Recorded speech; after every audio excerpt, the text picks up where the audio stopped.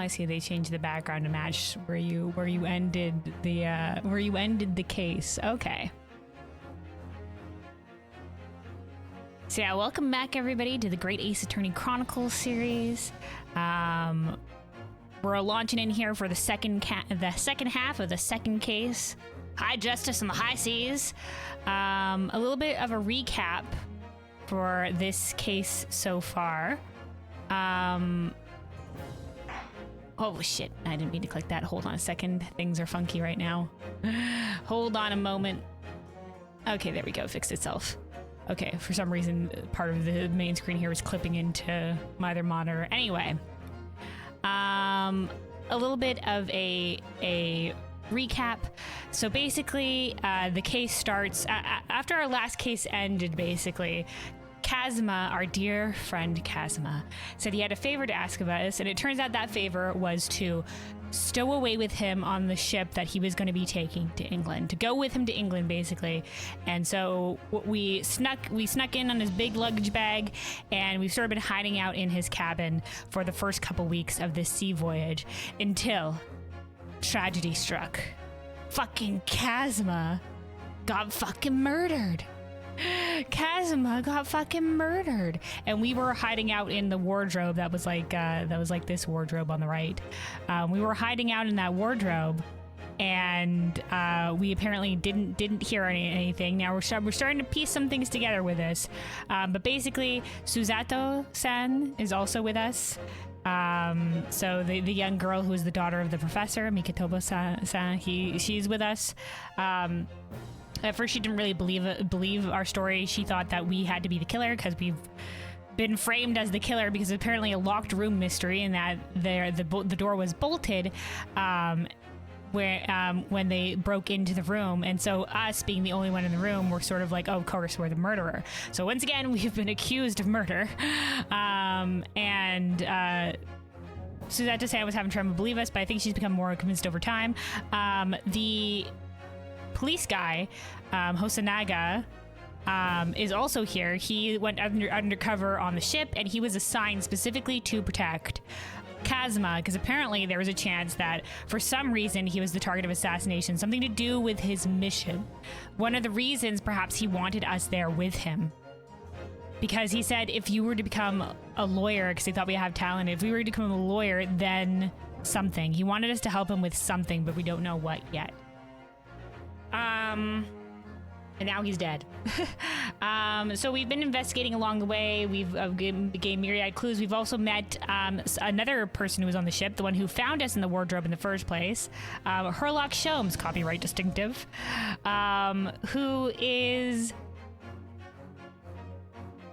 sort of a bit of a bumbling buffoon in this. Not really. He's very haughty. He says things with confidence, but a lot of what he says is slightly off. He can cut to the heart of a matter. He'll get some things right, but in not quite the right way. And so he's been also part of this investigation. Some of the things that we learned along the way: one, the passenger next door is under disguise and is actually a prima ballerina, a Russian prima ballerina on the run.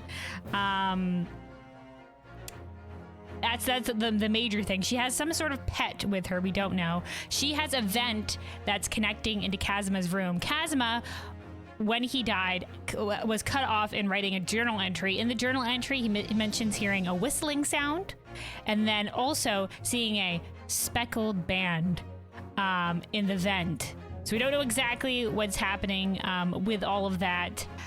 We picked up some other clues and things like that along the way. For example, we're pretty sure that everybody on this fucking ship was drugged last night, because some people's heads are pounding, like it's a friggin' like they have they're hungover. We specifically, Ryunosuke didn't wake up during all of the shenanigans. He remembers eating dinner and then he doesn't remember anything after that. The ship's log, which normally is meticulously documented of nothing to report, didn't have anything recorded in it from last night. So I'm pretty sure people fucking passed out because everybody on the ship was drugged except for Kazuma, who didn't eat the food because he gave his food to us and he specifically didn't like chicken or whatever that was on the menu. So we're pretty sure everybody was fucking drugged last night. Because nobody heard anything and everybody was like suspiciously passed out. And then we just learned we were in the cabin investigating the cabin next door, and when the ship suddenly took a big ass turn, and we learned that because the ship slid, so too did the lock, and that's what probably created the locked room mystery, is that the ship did a dramatic turn and the lock slid into place. And so that's sort of around where we leave off. Inspector Hosanaga is basically calling for us, and that's basically where I'll remember some other things as we go, but those are the major points, so let's continue.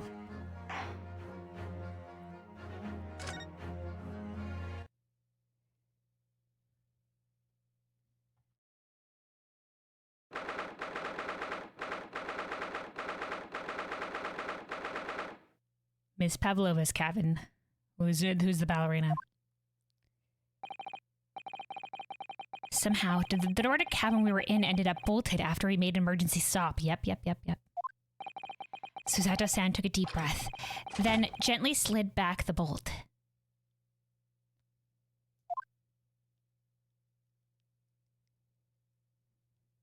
Oh, she's back.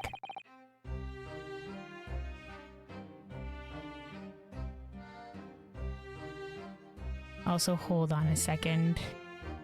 Specifically, the volume has been a problem these last couple of times. Let's turn that up slightly. It's been kind of, we've been trying to find a good spot with it. Anyway.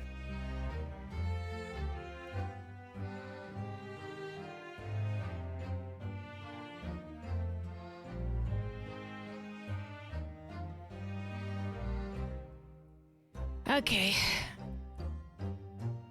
I feel like it's also been the volume for some reason. I don't know. It's been weird. It's been weird. We'll just go with this.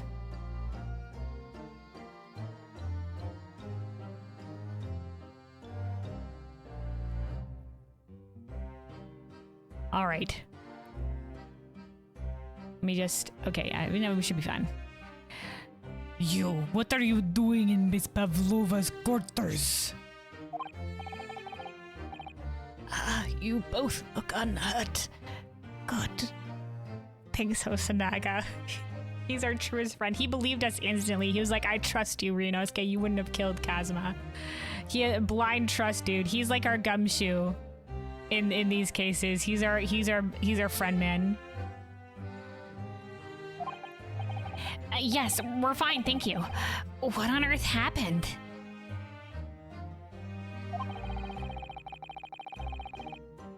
Let me double check, hold on. Apologies, we're troubleshooting here.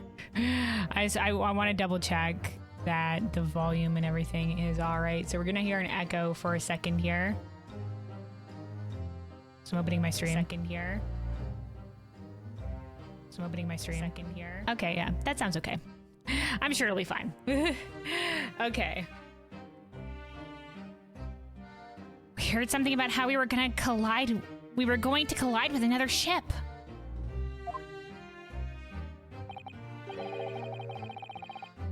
Yes, it appears to have been a false report, though. Oh, say what? Oh. So we were going to collide with another ship, but it turns out it was wrong. There was no other ship there. So somebody else could have done that just to make the ship turn like that. Oh, how did that happen? There's a dense fog outside, so it's extremely difficult to see. Someone must have thought he saw a ship ahead. This person obviously triggered the alarm. That's why we made an emergency stop. Everything is chaos. Passengers are screaming. Crew are running everywhere. I do wonder, hold on, I was thinking about this when I was rewatching some of the stuff. Let me look at this for a hot second.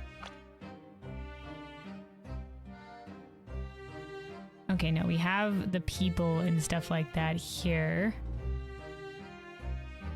Okay. So this is Nikolana Pavlova, and this was her disguise. Let me look at the evidence again. I want to look at this. So there's two articles on this paper. One is about an escaped revolutionary from Russia, like an assassin, and the other is with her as her being like missing as a ballerina. She's run away of her own accord. Okay. I just wanted to take a look at that again. Everything is chaos. Passengers are screaming. Crew are running everywhere. This first-class area is the only quiet part of the ship at the moment. Oh, I see. Someone triggered the alarm. Does that mean?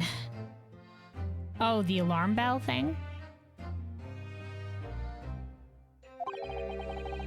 Had someone pressed that button outside?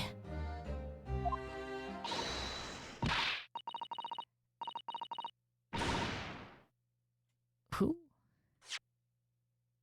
Oh, that was her screaming, okay. You wicked intruder. I think we ended up at a different accent for her last time. Her accent went all over the place. Dressed all in black, you are the devil. Sorry, me. I've been called a lot of things before, but devil is a first. You opened my traveling case? How could you? Nah, man, it was open when we got here, when we came in to investigate the second time. What? No, we didn't touch it. That's right, Miss Pavlova. It was already open when we came into your cabin. We were totally rifling through your shit, though, but that was already open. Inspector? Yes. Arrest this man. I know he did it. He is a criminal. Is it not enough that he has killed a man? And he is a stowaway as well. A vixen promises not to steal chicken. Do you believe? Oh, say if a fox promises not to steal the chicken, do you believe? I see.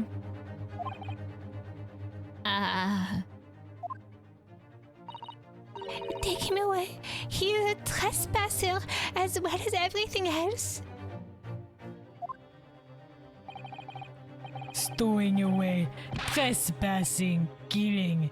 She is right, you are devil. It doesn't look good, does it? There is cell below deck. Throw him in. No, we're investigating. Tomorrow we dock in Hong Kong. Then we give you straight to police. We gotta solve this before then. Gotta break out. Wait. A cell? Please, Inspector Hosonaga, is there nothing you can do? This is a Russian vessel. I really have no jurisdiction here. It's true, he's undercover Japanese police officer. After my last effort to appeal to the captain's good nature, I think I'm out of options. Yeah, the captain, after he said that he approved us investigating, the captain like punched him. That's why he looks like this.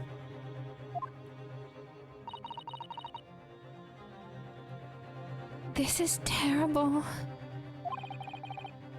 This is a real crisis. I've got to find a solution. Immediately. Oh, are we finding a solution now? Hey guys. So. Oh, we can only examine? Can we examine the case? I just need to keep calm and focus on the task at hand, which is investigating. Don't touch my things. You want me to show you where crawfish hibernates? Hibernate? Yeah. Mr. Naruhodo, Mr. Naruhodo, what do you think you're doing? Wow, everyone's attacking me. I was just starting to think she was my friend.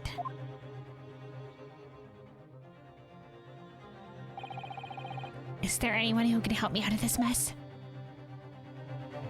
Oh, is Holmes is Shom somewhere?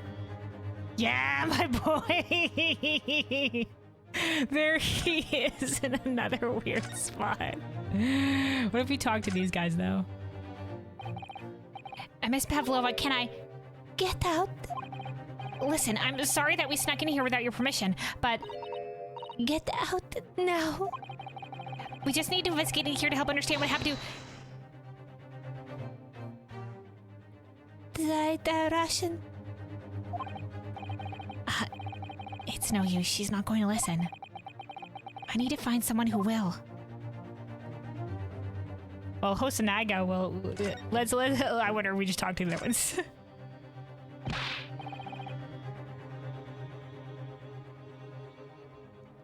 Please, just give me a little more time.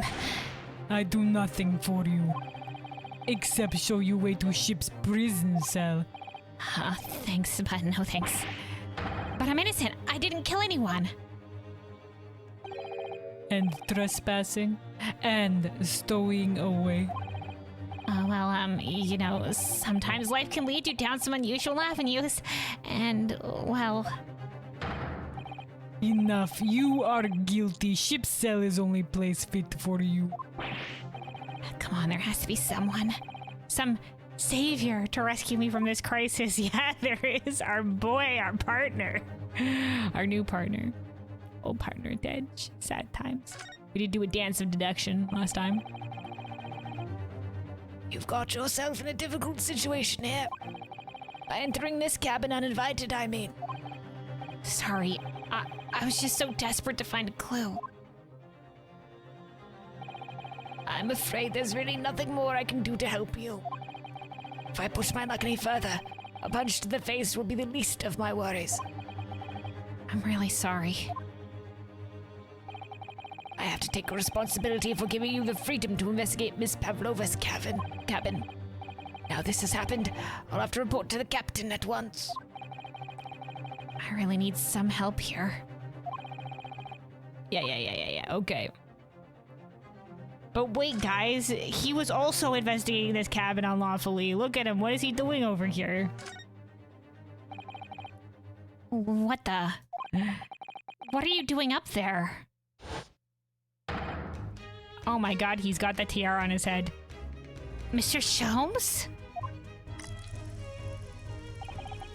Naturally, I was analyzing what a weight of 20,000 rubles feels like on one's head. That's the price of the crown, the tiara.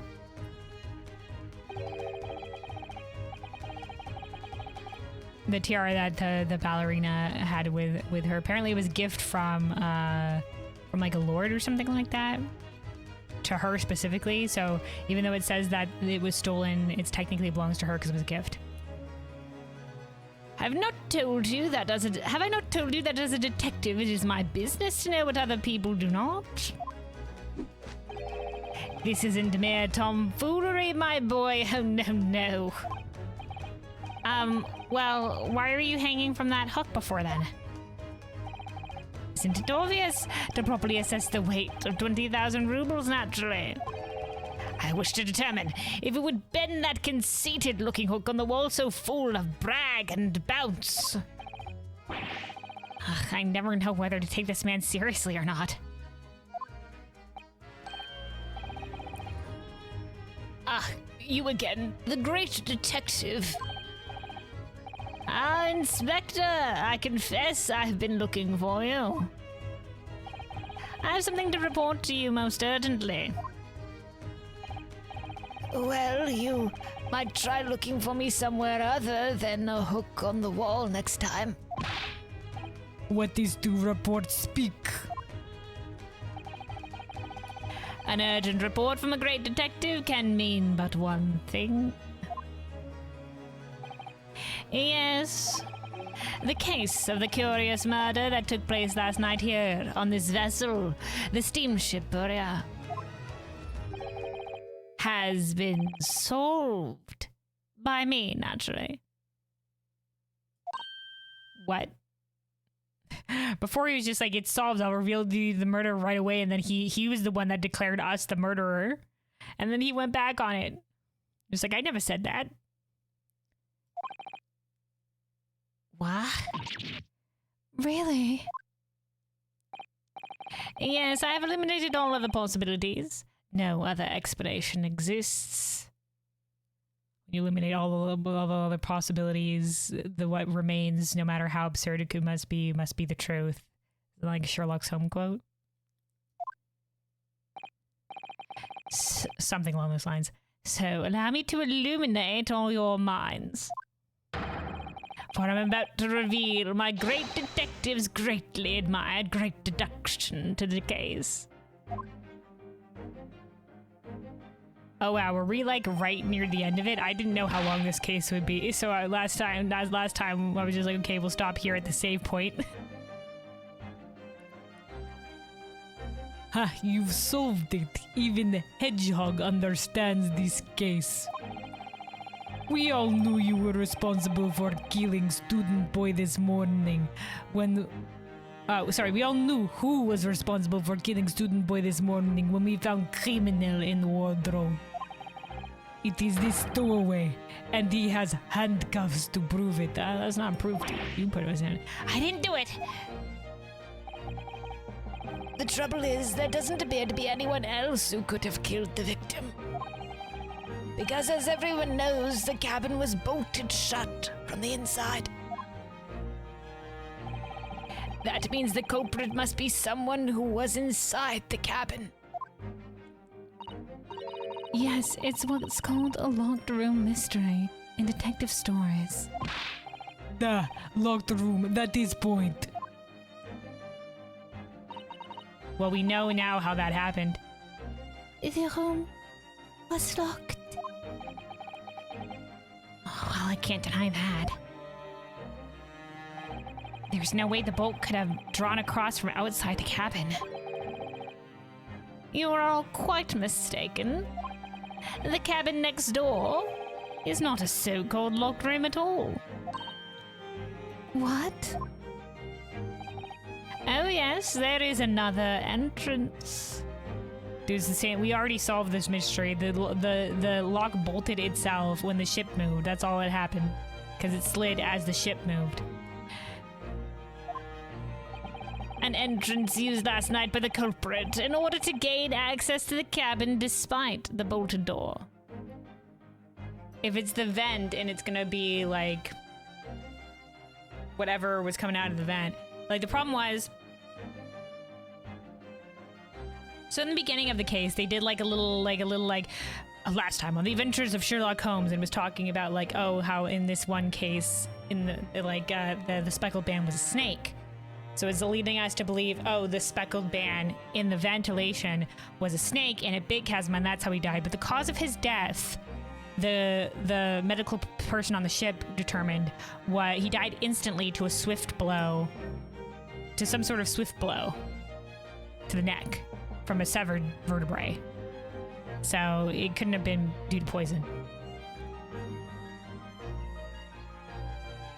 Unless he like went up on a ladder and then like just like smacked his head and fell or something. I don't know.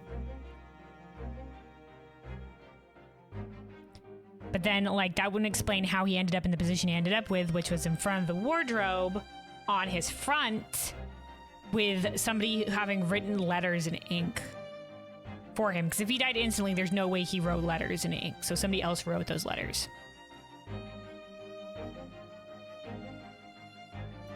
All right, let's see where this goes. What other entrance? We never discovered one. Why, it gapes open mouthed at you even as we speak. The ventilator man. The ventilator? You think this is funny? I cannot even put my arm through that hole. That's because your arms are as thick as tree trunks. You're suggesting that the culprit entered and left the victim's cabin through that tiny opening. It's not possible. Ah, but it is. And last night, the victim even witnessed the intruder in the act of passing through the ventilator.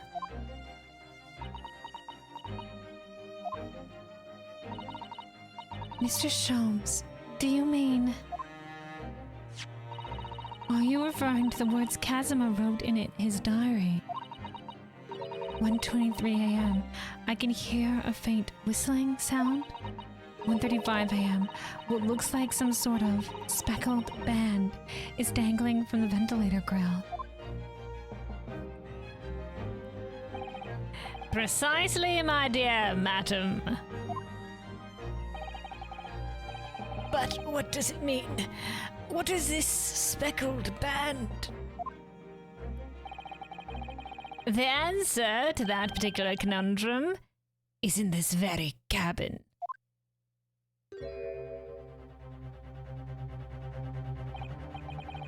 Mr. Sholmes, what are you doing? There is a distinct element of danger, but fear not, I am ready. What I'm about to expose for you all to see will shock you to your cores. Behold. He does, his goggles do have x-ray vision. Yeah, what the? What is happening? Oh, okay. So her pet is a snake. Okay, so they weren't throwing us a red herring with the thing at the beginning of it. So it is a snake. So this is her, Miss Pavlova, Nikolina. She is very, very lonely. And this is her one and only friend. Allow me to introduce you all to the band. The speckled band. Well, I mean, it's more striped. I don't know if I can count this as being speckled, personally. A snake. Look, he's just a buddy boy. Or girl. A buddy. Indubitably.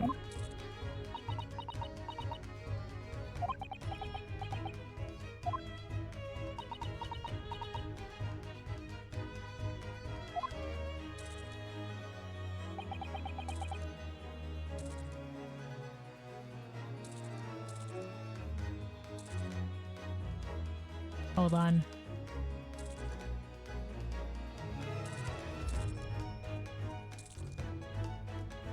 All right. Mr. Sholmes, just one thing. Bray, what troubles you? Well, that snake isn't really speckled, is it? That's what I said. It looks more stripy, wouldn't you say?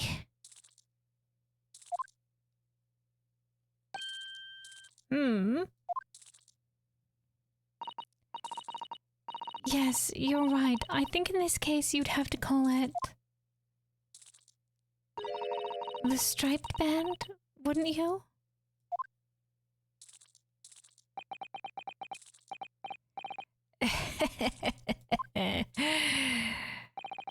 You both see and observe with distinction, however. Do you not think that is precisely the trap into which the culprit wishes you to fall? Oh my goodness, really? It's a trap. How exactly? I think perhaps it's time I explain the intricacies of my train of thought. Are you ready, Miss Pavlova? I'm sorry for the young man who died, but that is all. His death is nothing to do with me.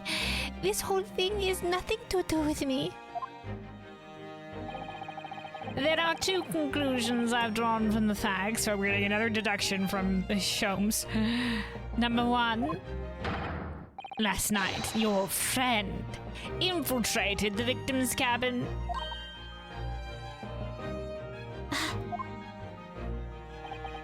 And number 2, that same friend was responsible for the victim losing his life.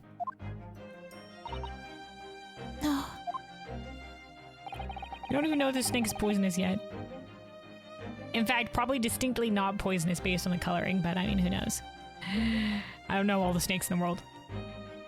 She's turned as white as a bowl of rice again. Shums must be right. He's hit the nail on the head. I think the snake might have gotten into the place, but I don't think that's the responsibility. So yeah, Shums has a tendency to be right in some capacity, but his reasoning around it is wrong. This young woman's friend killed Mr. Asogi. Kazma.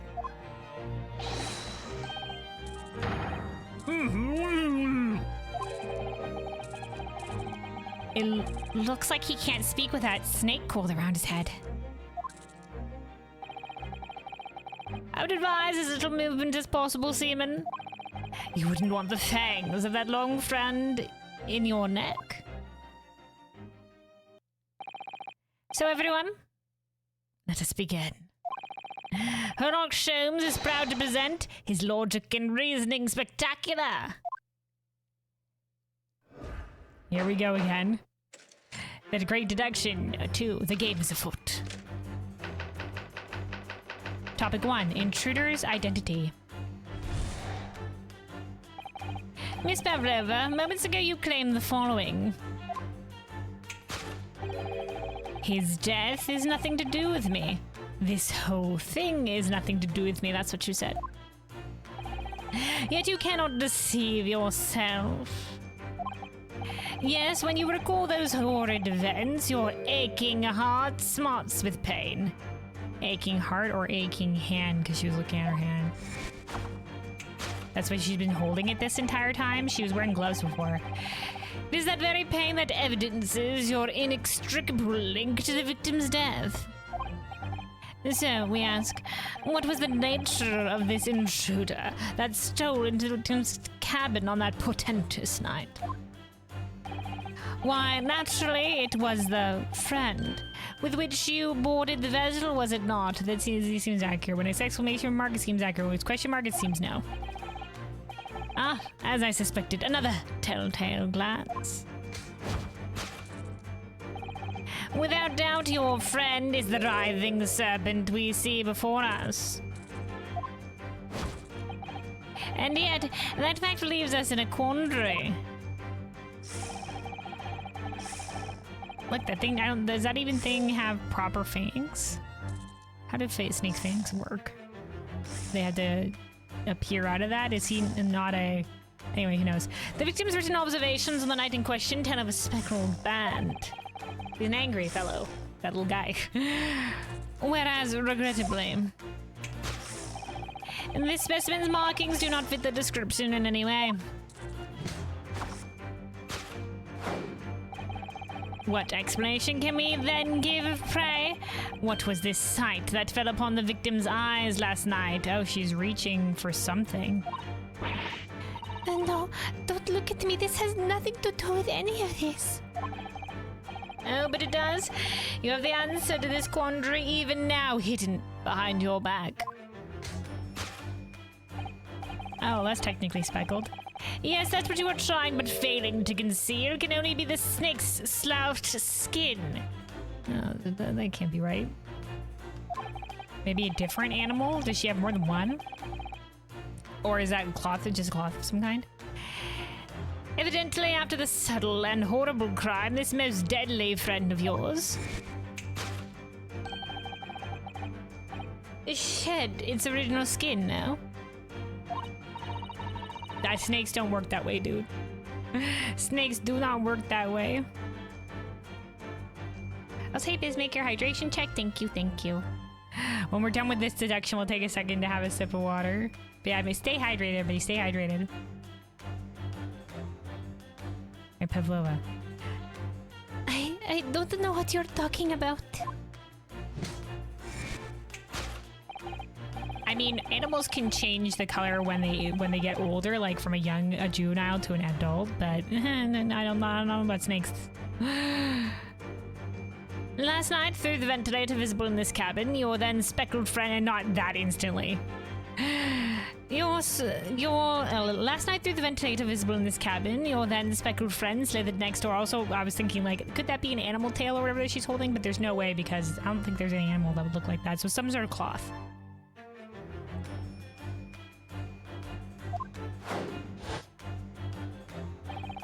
Using the bell cord on the other side as a bridge, the serpent silently descended into the victim's quarters. I was thinking that could be the case. In the dim light, it appeared to the young gentleman who was about to lose his life as a speckled band. In summary, the nature of this friend of yours, which last night infiltrated the scene of the crime, is a rare breed of snake whose markings change each time it sloughs its skin. Sheds. A snake so dreadful we can only imagine it would be found in the deepest depths of India. That's right, I've guessed India. Conclusion, a beloved speckled snake. How Mr. Sogi died. Moving on, we come to the heart of the matter, the grim demise of the victim. How did this young man lose his life, and why? According to the data of which I have been apprised, it would appear there were no visible signs of injury.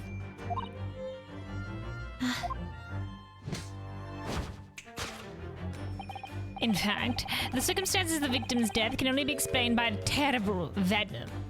Oh man, we already know he died because of a vertebrae damage. Now, if we take that as fact, we can reasonably imagine that there remains evidence to affirm it at the scene of the crime. Oh no, could there be? Yes, an examination of the deceased's body will prove the cause of death conclusively. It did. The almost but not quite imperceptible puncture wounds left by the venomous fangs will seal the truth. Yes, the vestiges of the snakebite delivered by your terrifying friend. This makes no sense. There is no point in feigning ignorance, Miss Pavlova. After the incident, you endeavored to hide everything, didn't you? But now your involuntary glance betrays the hiding place you chose. That's right. You hid evidence that links you to the victim's death in the traveling case. Oh, that doesn't seem right either. When we first met in this cabin, it came to my attention that your case moved periodically. Your serpent assassin was restless inside, no doubt. You don't. It is telling that the victim made note of a low whistling sound that he heard minutes before his end. That was your signal, was it not? The sound you'd used to train your serpent friend. To train? Indeed, you'd put the serpent through this ventilator and wait. After a period, you summoned it back with a whistle. You couldn't know if the animal had done its duty, so you would listen for signs of life next door. If the victim appeared not to have been dispatched, you'd release the snake once more. Do you deny the snake has undergone such training? It's not true. Having slithered through the ventilator and down the bell cord, the creature needed only to sink its fangs in once. And its venom would course through the victim's veins, ending his existence forever. That is the true nature of the speckled band that took the poor young man's life. There can be no doubt. My logic is infallible. Is very fallible. Conclusion: death by a venomous snake's bite. Oh boy. And thus concludes Sherlock Sholmes' great deduction of the speckled band. Alright, great deduction. Okay, Bizmaker, you said, so you play the new Marvel Hero Shooter? Oh yeah, I saw a lot of people were playing that, yeah. They added Squirrel Girl, that is basically Junkrat. She's nuts. But Squirrel Girl, nuts. Acorns, etc. Okay. I sent you something impossibly disgusting on Discord. Alright, hold on a second.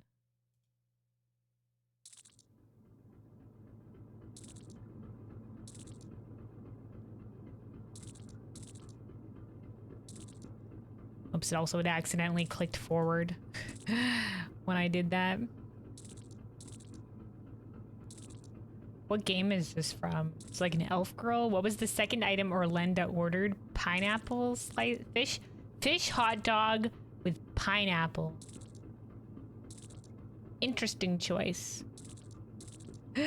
Interesting choice. Well, basically just a fish hot dog would just basically be a fish sandwich. The pineapple...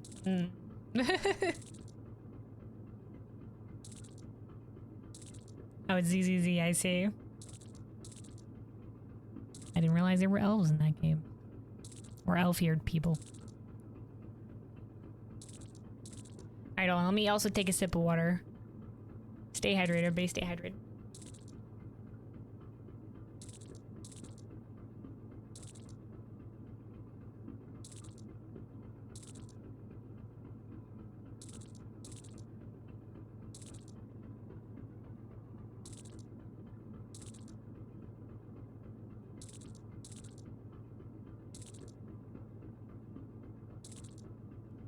Alright, hydration achieved.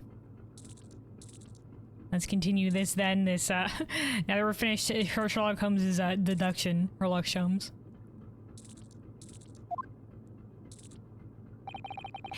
Miss Pavlova has trained her pet snake as a killing machine. There on the floor, you will observe a saucer of milk. The promise of food is the key to training any creature.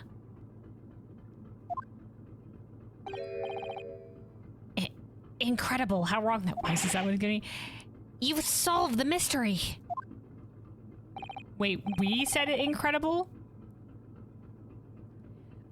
Oh my god, Runeska, you don't believe in this shit, are you? Amazing. Your great deduction really lives up to its name. I see why Sherlock Sholmes has become such a household name. It is? Come on, Runeska, you're not believing this shit, are you? My dear man. It was nothing remarkable. As the Russians say, I could have done it with one left hand.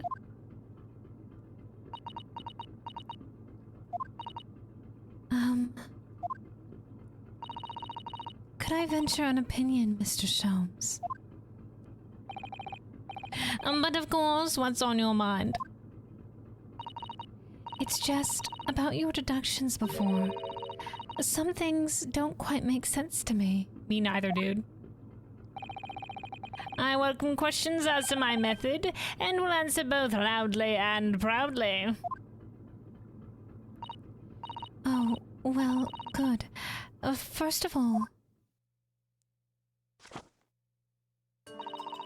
snakes are egg-laying creatures, part of the reptile family. Lay on the facts, Susanna. You are well informed, madam. And reptiles, don't drink milk. So, I thought it was a water bowl on the ground. Why does it have to be filled with milk?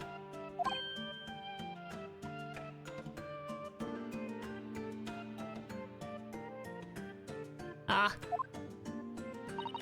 It's really only mammals that like to drink milk, you see. That's true. And platypuses, the weirdos. The very unique friendos.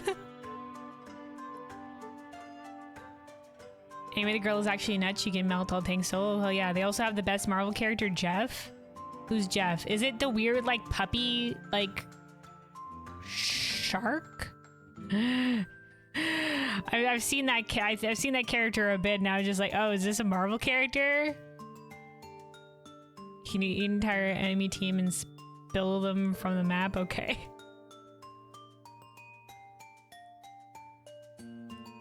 I don't know a lot about all the ins and outs of Marvel, so some of these characters, I'm just like, I've heard of some of them. Most of them I've heard of, but I've never, that little guy I haven't.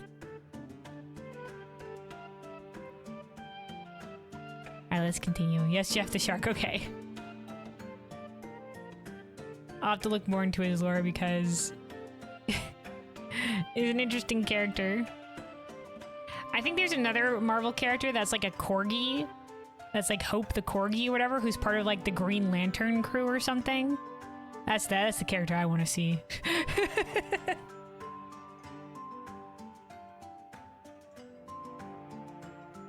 Anyway, though. So, I'm not sure it would be possible to train a snake using milk as a reward. No matter, no doubt Miss Pavlova used some other treat to encourage her pet to do her bidding. Milk was merely an example, the logic holds. Yeah, I think it's a healing character. I've seen some of the people that I follow from Overwatch that are healer have been playing that character in Marvel. Like Luna Snow or something. I don't know anything about that character either, but apparently she has ice powers and she's like a pop star or something, I don't know.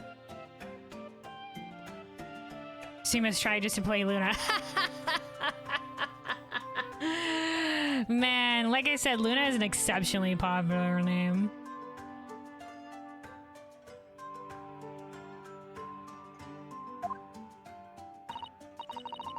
Well, there is something else. Snakes have no ears. Well, they do. Ear holes. I mean, it's not their primary sense, but you know. Ah. Yes, so I'm not sure it would really be possible to signal a snake by whistling. But madam, what of the tales from Arabia? Have you not heard of snakes that dance to the sound of a flute? I think perhaps the performers play their music in time with the snake's natural movements. Oh, I see. No hands, no feet, no ears. These creatures are so inept as to be practically useless.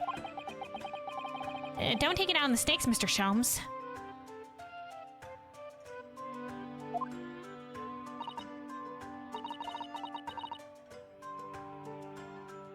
You don't know, the only thing you know about her is she dies to 2 acorns.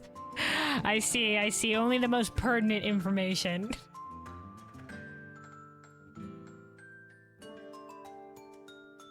Alright, apparently, like, Squirrel Girl is an inordinately, like, if you look at all of her stuff, like, she, on the power scale, like, she's inordinately powerful, I think. from what I've heard. So, you know, it makes sense she's out there, like, wrecking shit. Historically accurate, apparently. I don't know that much about her, though. Alright, Suzette, though. There is one other thing. You have more? I know why Reneski didn't see all the shiner. Snakes use the scales on their bellies to propel themselves.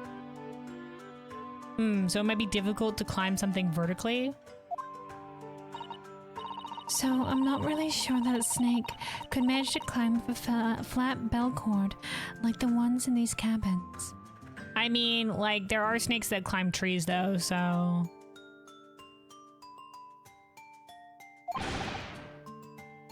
Then it should try harder.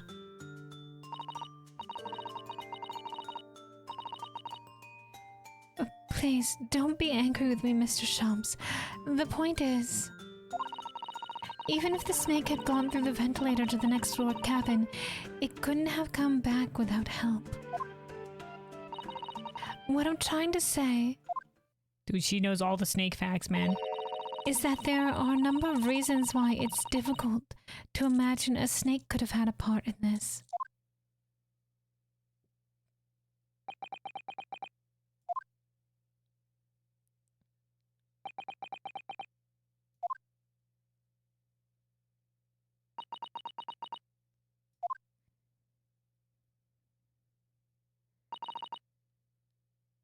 I think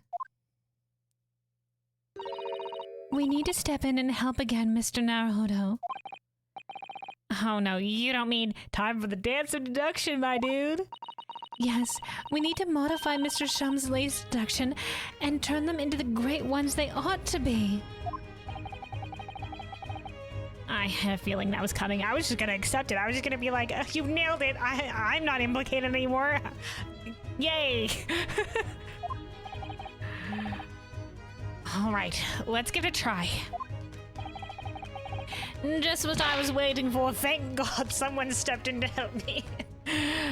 Just what I was waiting for, Mr. Naruhodo. Yes, right. So, cast your eyes down to your wrists again. So we can do our dance of deduction. He's shimmying off the shackles again. You've done it again. Your handcuffs are gone. Oh, where did they go? Dude, he's a magician, dude. Fear not, I shall see they're restored after our work is done. I really wish you'd leave them off. Now, everyone, let us begin. Rockstone is proud to present his logic and reasoning spectacular. The correction version. Here we go, dude. Course corrections. Hold it, Mr. Sholmes.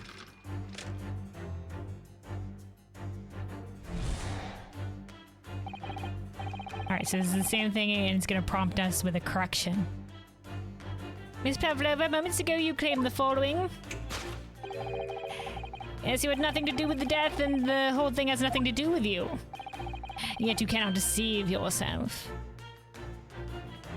And she's looking at her hand. Yes, when you were to call those ordered events, your aching heart smarts with pain. She does have a pained expression on her face. Yes, that's true. She looks as though Kazuma-sama's death is weighing heavily on her mind. But you're not sure Mr. Holmes has read her quite correctly, is that it? Could there be some other way to interpret her expression then? Yeah. Let's take a moment and really look very closely at Miss Pavlova. Aching heart.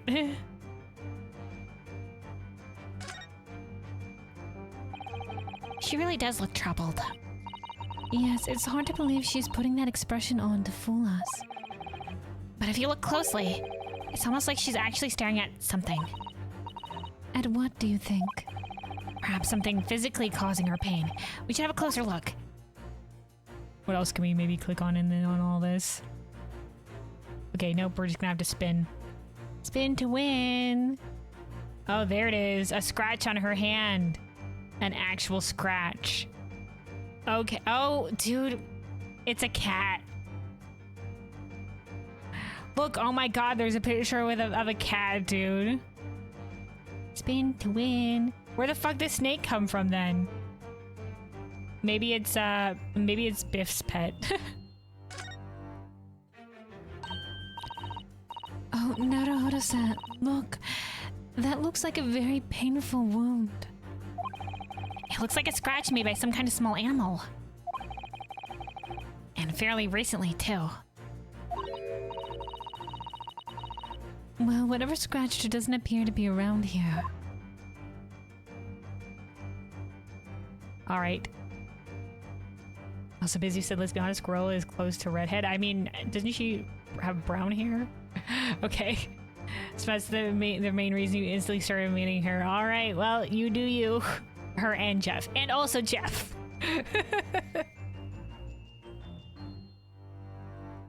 Jeff seems like a fun character. I'd want to main Jeff. Knowing nothing else really about him. Alright, let's present the scratch. Yes! There we go, claw scratch. Yes, when we recall these horde events, that claw scratch smarts with pain.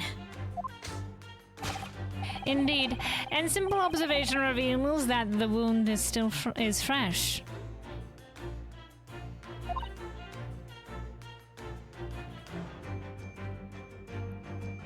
On your screen says redhead, but I guess my camera is on max. I don't know. I don't actually know Squirrel Girl's canonical hair color, but I would think it would be brown. It's like brown squirrel, but who knows, honestly. I don't know this character. I haven't really seen her much in the game either.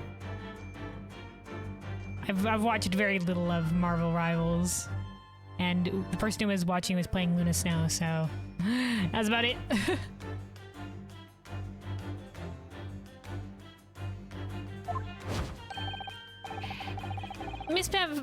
Miss Pavlova, did you in fact receive that scratch sometime last night?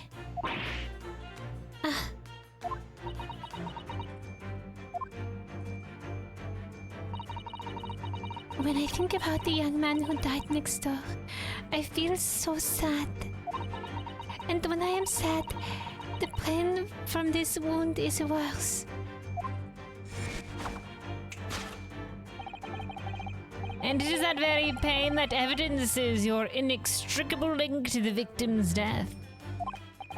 So we ask, what was the nature of this intruder that stole into the victim's cabin on that portentous night? Why, naturally, it was the friend with which you boarded the vessel, was it not? As I suspected, another telltale glance. Without doubt, your friend is the writhing serpent we see before us. It seems likely that the scratch mark at the back of Miss Pavlova's hand was made by this friend of hers, doesn't it? Except, snakes don't have claws, do they? No, they don't. They don't even have hands or feet on which claws might grow. Well then, if that snake isn't her pet, what is? What's the true identity of this friend of hers? We should follow her gaze now, Rorosa. That's where we'll find the answer. Yeah, the picture. But first, Seaman Stroganoff. Let's click on these other ones. There's no doubt, is there? She looked in this direction. Straight at Seaman Stroganoff. Well, they do seem to be friends of sorts. But I can't imagine he could possibly fit through that ventilator. Don't forget that I managed to fit inside Casima's trunk when we first boarded the ship. I would ask what proves that, but I think an equivocal little smile would be more effective. Oh, I didn't notice. I think his tie is like in a shape of a fish. Okay, and then there's a snake. What are you doing here, buddy? The more I look at this creature, the more its stripes stand out. It's a very impressive snake, isn't it? Oh yes, it really is. And it seems to be doing its best to squeeze this poor sailor's head until it bursts. Yeah, because it's a constrictor snake. It doesn't kill with venom, it kills with strangulation. Yes, it's a terrifying sight and slightly heartwarming at the same time. Anyway, it would probably be a good idea not to get too close. The teapot. I have a feeling that it was this teapot that Miss Pavlova's eyes flickered over to before. You think this is the friend she's been talking about? Well, we're all different, aren't we? Whatever we might say about it. If that's the way she feels, I mean. I don't think I'll say anything about it then. You and the teapot can discuss it instead. Wait, that's not what I meant. Is there anywhere else we can go with this? Nope, okay. No, nothing else. It's the cat, obviously. Here we go. Oh, this is the cat's bell. Oh, the thing that we found broken with the shoe polish stain in the other room. There was this object broken in half. It's the bell of the cat. Look at that photograph in this frame. This is the first time we're seeing this photograph. This must be something Miss Pavlova brought with her when she ran away. She's exceptionally beautiful, isn't she? Yes, that's true. But personally, it's the little black creature she's holding that caught my eye. Maybe you better take a closer look at this. Miss Pavlova. That must be a stage costume she's wearing. It's quite stunning. I should like to have something like that. And she's wearing the 20,000 rubles on her head as well, look. It's called a tiara now, Rorosa. And you shouldn't think of it purely in terms of its value. Yeah, just Snakey, just chilling, yeah. He's chilling. She must be a strong-willed woman. To turn her back on the world stage and run away all on her own. Alright, and then the kitten, the little kitten. Look at that little cat Miss Pavlova is cuddling here. Oh, what a cute little kitten. It could vie with you, couldn't it, Naruto-san? For the blackest outfit. Black kitten. And from the look of this picture, at least, Miss Pavlova seems very attached to it. Yes. The little kitten. Without a doubt, your friend is the little kitten we see before us. Yes, the scratch on the back of your hand makes that abundantly clear. Oh no. The whereabouts of this black kitten isn't clear, but what is clear is that you brought the animal with you when you ran away, didn't you? Heck.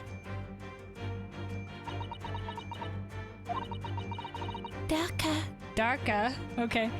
Darka is my best friend. I couldn't leave her behind. Darka would appear to be a Russian blue. Oh. Then is the picture in black, because the picture's in black and white, a Russian blue would be... Okay. Not quite black. And yet, that fact leaves us in a quandary.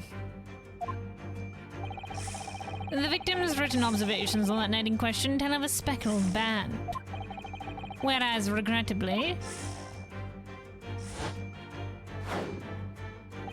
this specimen's markings do not fit the description in any way.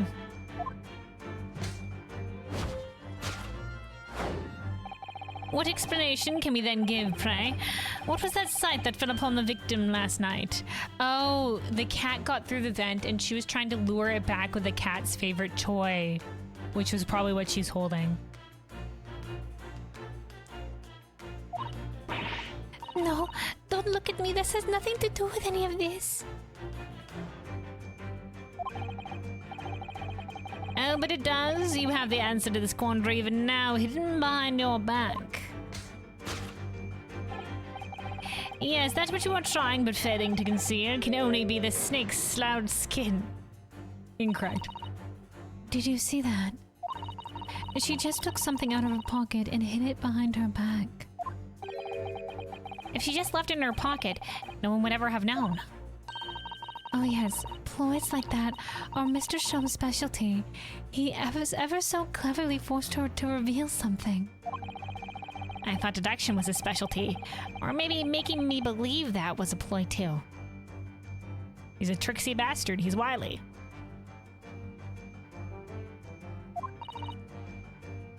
Anyway, I find it hard to believe that's the skin of a snake. In which case, just why is Miss Pavlova hiding behind her back? What is she actually trying to hide? What did that come up with there briefly?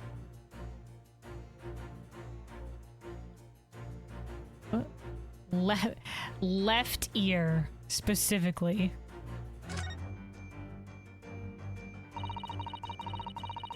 She has such petite ears among her beautiful hair, like little pink shells. Oh, what's that? There's something dangling down from her ear. Yeah, the really cool earring. Look at that. It's so pretty. That's an earring. The crescent moon part looks as though it's made from wood. It's charming, isn't it?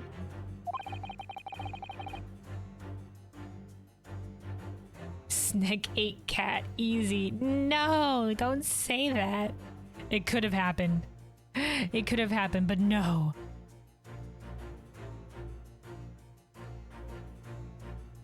Okay, no, not like that. All right, Naruto. Women do seem to love adornments like that. In their hair, around their necks, on their fingers, and even hanging from their ears, it seems. Well, jewelry is beautiful, Naruto-san. All right. Spin to win. Lower. Oh yeah, it's a cat toy. Well, it is speckled and it is a band, but... What is it? It seemed to be soft and fluffy. A long piece of cloth of some sort? That looks like a handle on it at one end. I think it may be a cat's toy. This sort is common in the West, apparently. How is that a toy for cats? Cats like to chase the band around and paw at it. And kittens, in particular, love that sort of play. Have you beat the delivery in Final Fantasy XIV? Oh, the custom delivery? Yeah, we finished Andon's one last time. And we started in on Margaret last time. So we did the first 3 deliveries for her. Or like the first little, like, you only have to hand in 3 delivery one. So her first delivery. If that's what you're talking about.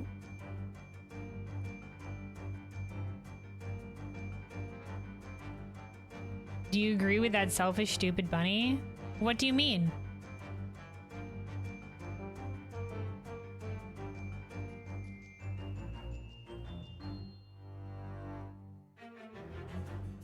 I don't think I would use either of those words as qualifiers for Andon. I mean, his sister thought he was selfish because he decided to stay with his sheep when the flood happened instead of, like, returning to the village, whatever. But that's the choice that he made to safeguard the animals. And who knows if he would have been able to make the journey back to Araktik anyway.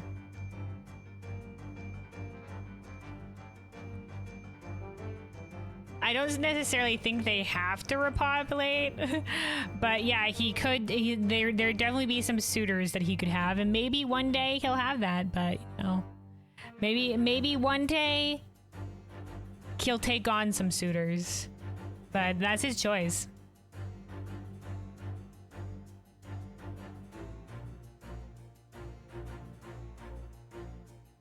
I mean, they said they lost some people, but we don't know how heavy a hit they take. It's not like they're oh no, like we're low on population or whatever. Like our race is dying out.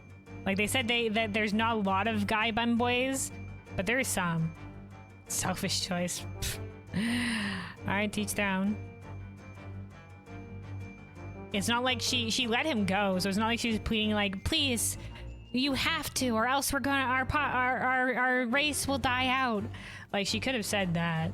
She didn't though, which leads me to believe that she was kind of just teasing him.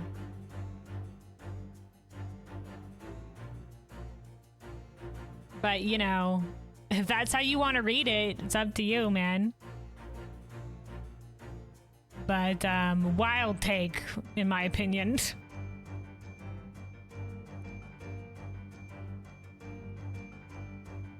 All right, let's continue here. You only need to wave it in front of them, and they pounce to catch it. That sounds possibly adorable. All right, there we go. Cat's toy. Present. Yes!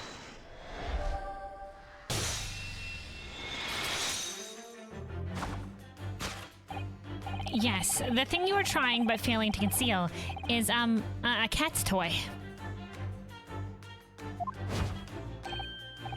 Precisely, and the true nature of the now infamous speckled band. You know, I was thinking about that when I was finishing the Andon custom delivery, because I was like, I'm pretty sure Bizmaker said that he really heavily disagreed with the ending of the quest, and I was just like, I really love the ending of this quest, so I don't know what he disagreed with, and that's what I landed on as well. So I was just like, you know what, he probably agreed with him not taking on the suitors.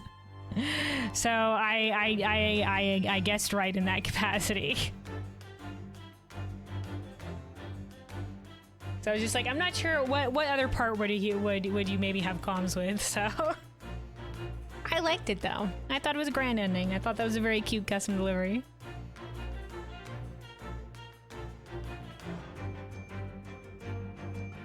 It was either that or it's just like he didn't stay a Lala.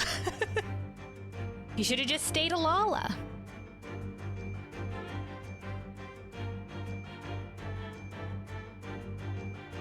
Simple creatures, easy to prick to me sometimes. I mean, as for all of us, I think we all have our sometimes our tendencies.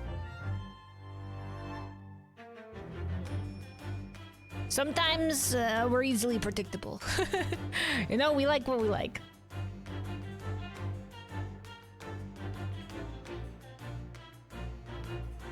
All right.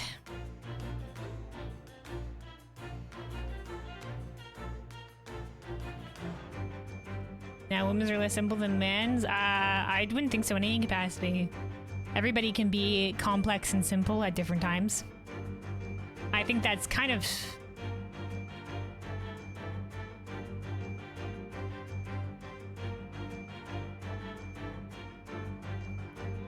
That's wrong. But, you know,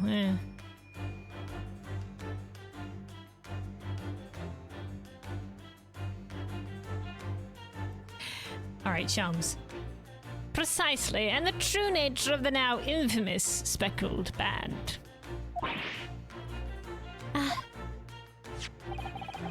And it was this toy that you dangled through the ventilator. You waved it around, I presume. Naturally, the victim could not fail to notice it. But why? For what reason? To lure the cat back? My dear boy, there can only be one answer to that. After her feline friend disappeared through the ventilator into the neighboring cabin, Miss Pavlova attempted to use the speckled cat's toy to incite the creature to return.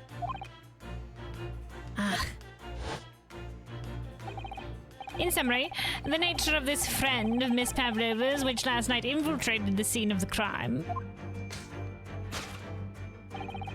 is a blithesome Russian blue breed of cat by the name of Darka.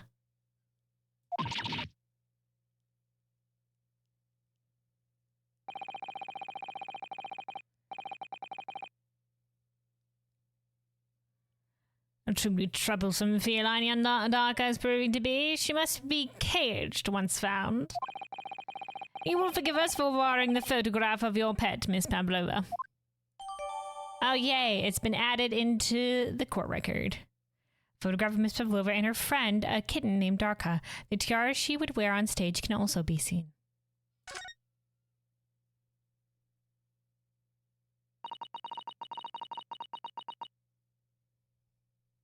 Also, business saying, when was the last time you decided to dig a hole in the beach and got joined by any other woman that wanted to dig a hole?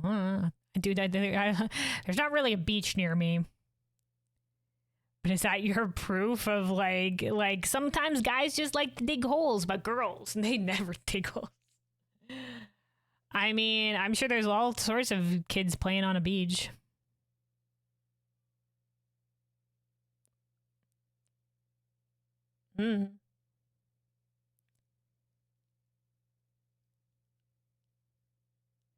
I mean, there's a lot of times people do things just because, regardless of gender. All right, Pavlova. It was after I gave her food last night. Okay, so the saucer was for milk. Maybe there's traces of milk in it, because I thought it was just for water, but you know, okay, for milk. That's when it happened. She scratched the back of my hand and then ran up the bell cord. Before I could do anything, she had disappeared through the ventilator.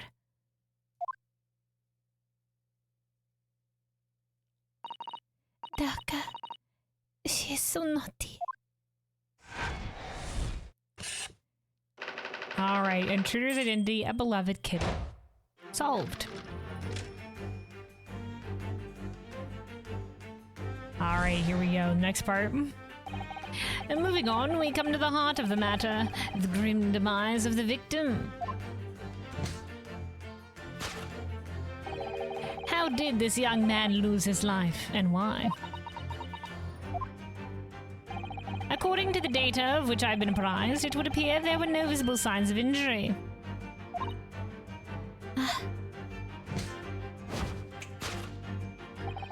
In fact, the circumstances of the victim's death can only be explained by terrible venom. Nope.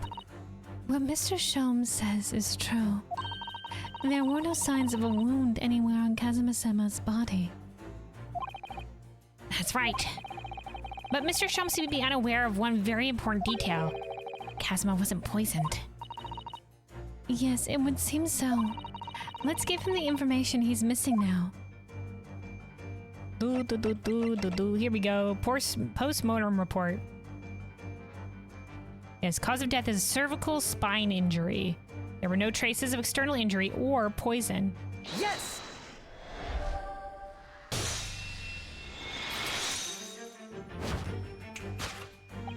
In fact, the circumstances of the victim's death can only be explained by the post-mortem report.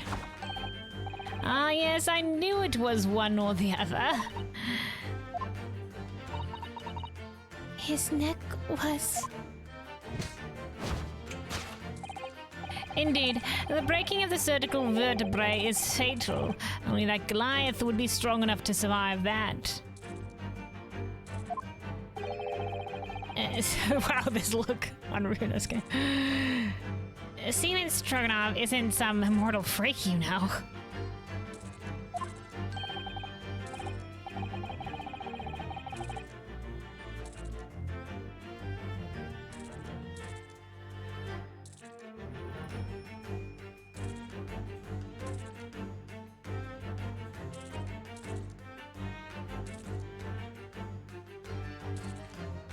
I think each person is unique. Bizmaker has nothing to do with gender. And like putting like being men are like this, women are like this. If you say stuff like that, it's kind of sexist. Both against men and against women. To say guys are straightforward and women aren't is not right. And sexist.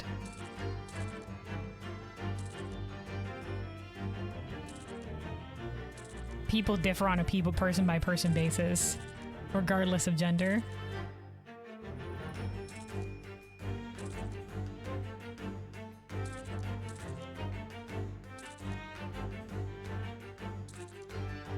The only time that isn't the case is cultural factors.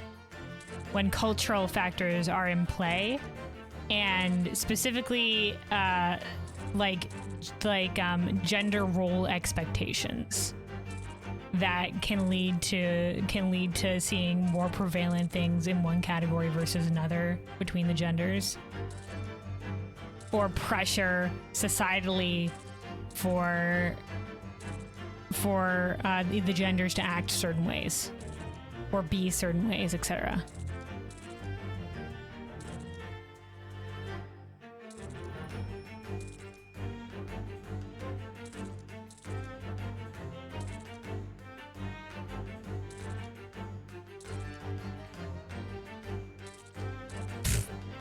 It sounds sexist, but society is sexist is not the resounding proof that you think it is. But I will agree that society treats women will change how we think and act. Exactly, like you right now. Because you have this bias.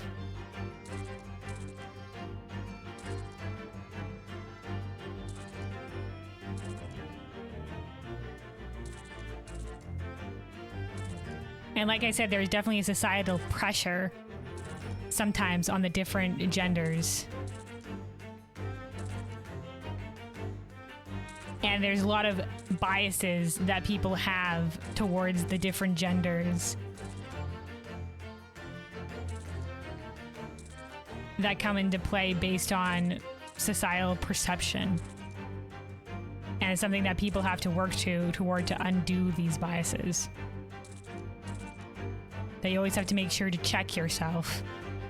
You know, like when you're like, oh, little boys shouldn't play with dolls, or girls don't play with trucks. or things like that.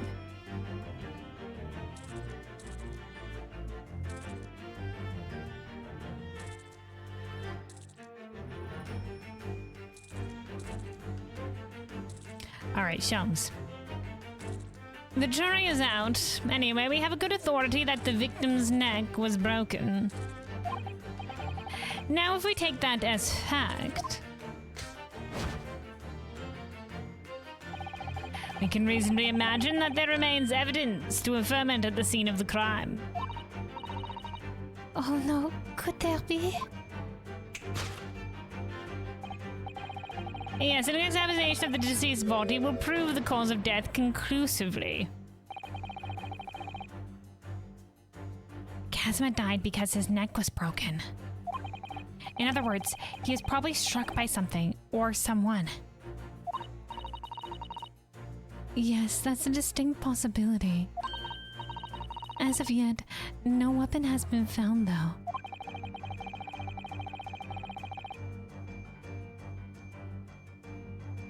Presumably, Darka didn't silently creep up behind Kazuma and deal him a fatal blow. I suppose. It's possible that he had a fall and hit the ground awkwardly. Yeah, but would he have landed like this? He wouldn't have. It could have been a terrible act of misfortune that he broke his neck completely by accident. Oh yes, a bad fall could explain it. It's rather hard to believe of Kazuma-sama, though. He wasn't a clumsy man. Well, we need to fix this deduction somehow. Is there anything from the scene that could explain what happened? Oh, okay, we're going right into it. Okay, well, it would be this, right? Because this is shoe polish and this is the bell of the cat.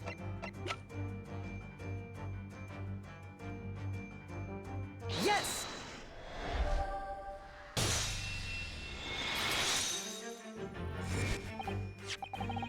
Yes, an examination of the mark on the floor will prove the cause of death conclusively.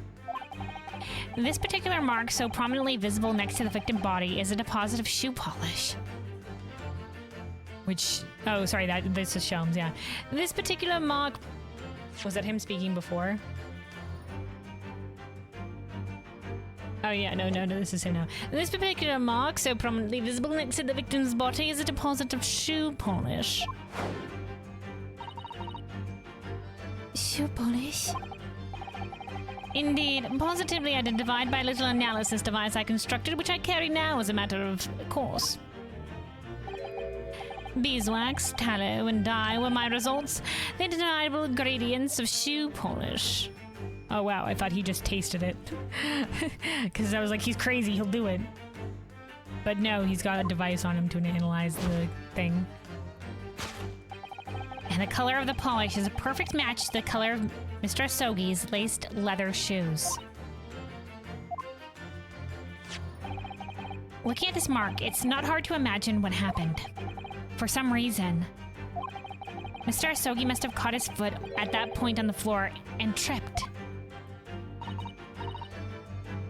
Please, no. And by a dreadful turn of misfortune, caught his neck against some immovable object as he fell to the floor. Suffering a fatal blow to the spine, the victim's vertebrae shattered, and in that instant, he lost his life. But somebody must have meddled with the scene, because not only because the ink and shit. No. I don't know. I don't know anything about this. Is that really true, Miss Pavlova?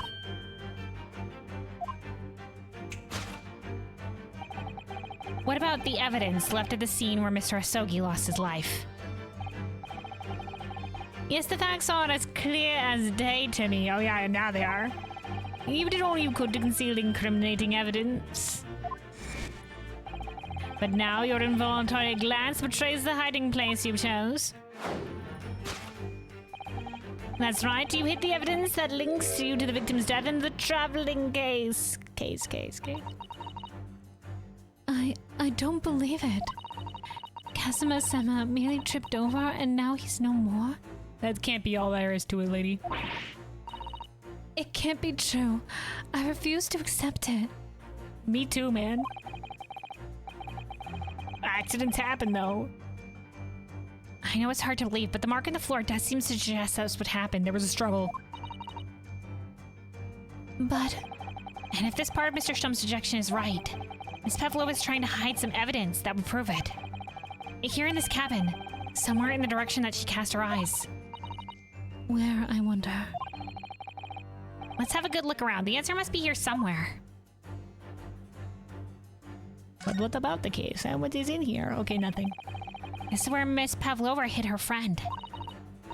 Does it have air holes? That's what I was worried about the last time. That's right, it wasn't a snake after all. Then where the fuck does snake come from? No, it was that little kitten she calls Darka.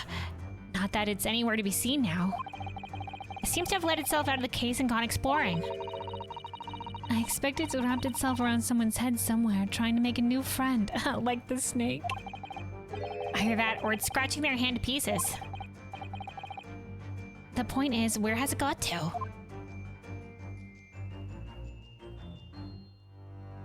Dun, dun, dun, dun, dun, dun, dun. The tiara again? There it is again. Shums took it off. Somebody appears to have dropped 20,000 rubles here. It hasn't been dropped, Naruto-san. It's been placed. I'm starting to sound like Mr. Shums. Stop trying to sound like the great detective.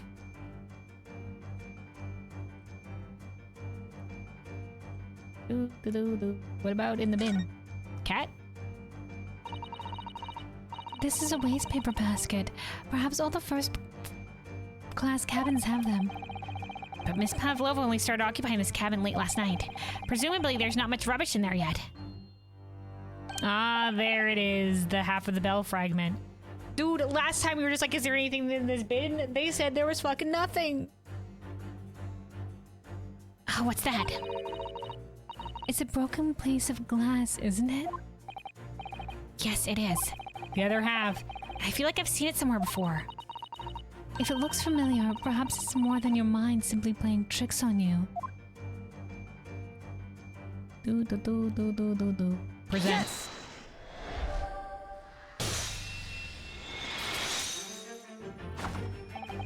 That's right. You hid the evidence that links you to the victim's death in that waste paper basket. Here we... Here we have a fragment of some intricate glass object, it would seem. One that has a familiar air, in fact. Precisely. We found another piece of broken glass on the floor in Mr. Asogi's cabin. And as you can see, the two pieces fit together perfectly. Oh wow, he threaded them together. We had that on us? Oh no. So, Miss Pavlova, shall we consider what this tells us? Why would it be that part of this glass object, which was evidently broken at the scene of the victim's death, should be found in the waste paper basket in your cabin? Yeah. You're well acquainted with this glass bell, are you not? I don't. I don't know. In that hushed Russian accent of yours won't save you this time, Nigo. 100% Russian accent. Why? Because we have conclusive evidence linking you to the bed in question. What? And take it away, Mr. Naruhodo. We have that proof, don't we? Yes. The evidence linking Miss Pavlova and the little glass bell, that would be... The picture of the cat. Yes! If you look at this photograph, you can clearly see, hanging from Darka's collar, the very glass bell in question.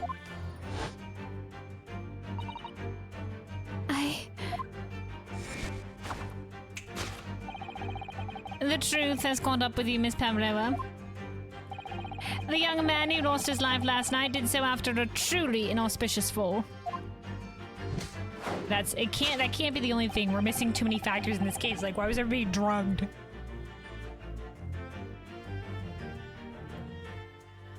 and the cause of that fateful stumble. Who put the letters there?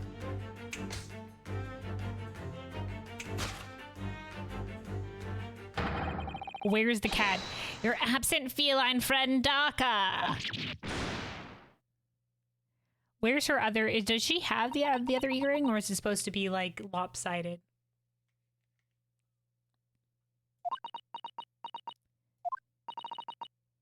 I couldn't tell anyone. I'm sorry. Dude, don't worry, lass. I don't think that's all there is to this case. We gotta find your cat. Why is this snake here? Death by tripping over a cat? No, dude. No. That's not all there is to it. There's too many shit here that is unsolved.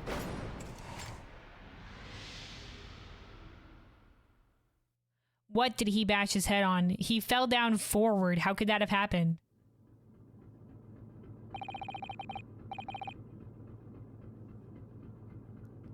Why don't you tell us now, Miss Pavlova?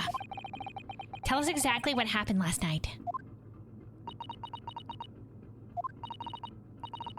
It was a little after 1 in the morning. It was so late, but I hadn't had time to feed Daka, so I gave her some food. And then, all of a sudden, she scratched me and jumped out of my hands. What kind of food? Was it the milk? Was it drugged? Is it because it was drugged?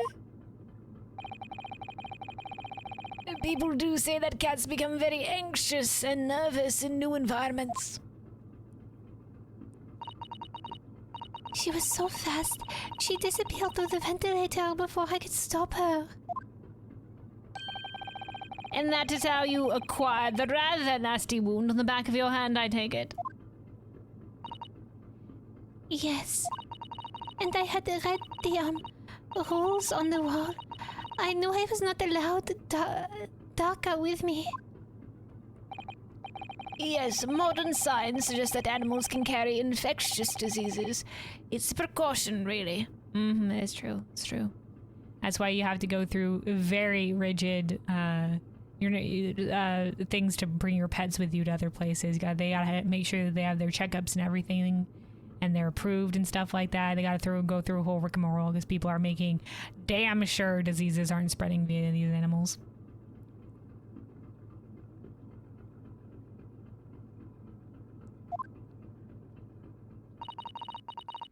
So I listened and listened, trying to hear if there was some noise in the next cabin.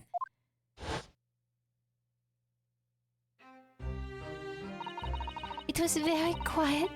I was sure if someone was there, he must be sleeping. So at that point, you thought it safe to try to lure the kitten back again by dangling the end of the toy through the ventilator and into the adjoining cabin. Daka always loves this toy, but it didn't work. Nothing worked. I tried using her favorite toy. I tried whistling to her softly, but nothing. She didn't return. So the faint whistling sound Casimir wrote about in his diary is Miss Pavlova trying to retrieve her pet. Cats have a propensity to remain hidden in the shadows when frightened. Yes, so there was nothing else I could do. I just had to wait until she had calmed down. But then...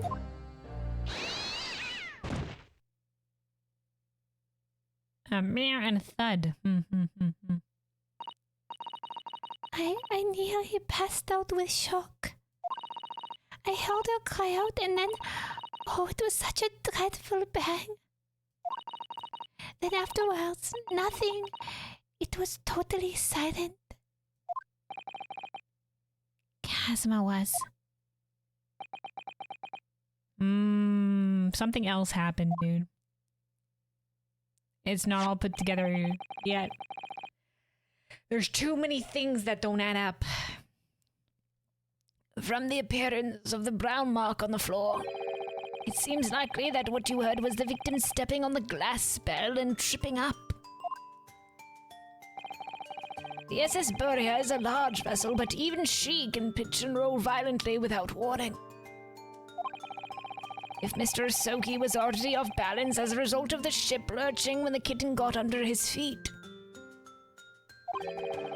combination of the unfortunate factors could easily have caused him to fall over. Well, we do know the ship was probably lurching because that was how the thing got locked, but once again, who drugged everybody on the ship?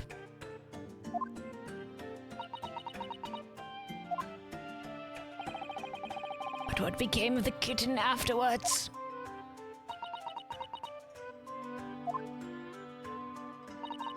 In the end, I managed to get her to come back through the ventilator. You did? She's with you now? Yeah, Daka is nowhere to be seen.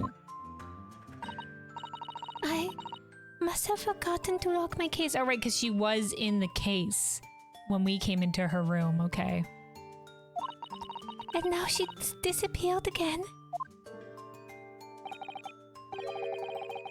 Where the fuck did Snake come from, though? Gracious, that cat is as insufferably restless as I am. He does act a lot like a cat, found in all sorts of places. On desks, on hooks, wherever. Well, he knows something about himself at least. When I woke this morning, I heard that the young man in the cabin next to mine had died. But I couldn't bring myself to tell anyone what had happened. I was too scared. Scared that they would send me back.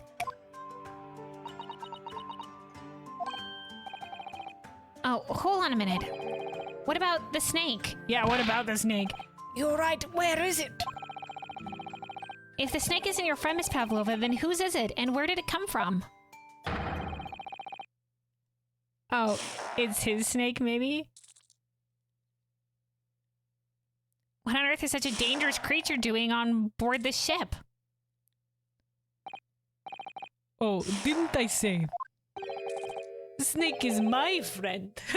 He's my friend. He's my pet. That he's my buddy. His name is Piroshko. Piroshko? I don't know.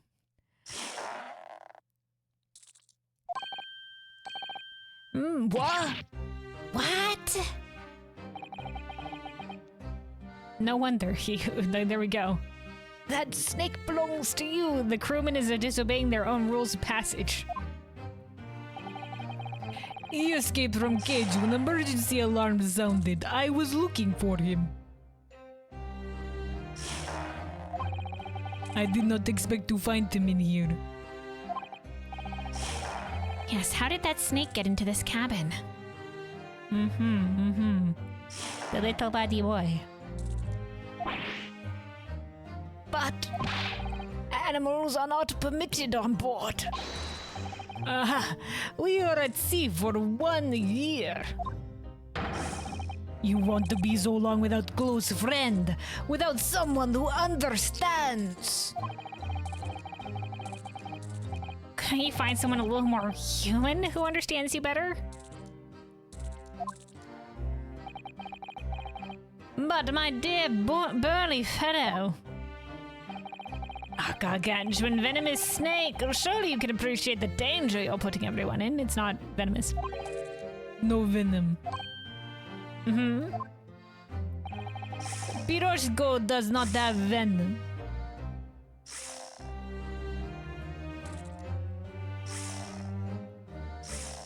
That's where they made a mistake. It should be Piroshok. Why? Maybe it's particularly misspelled? To form a pun in some capacity? They do that sometimes. Or maybe it is a mistake. Who knows? I don't know Russian. Piroshko does not have venom. He is harmless, very long but very gentle. He is adorable, like Granny. It's venomous. Pirozog is pie? Okay. Okay.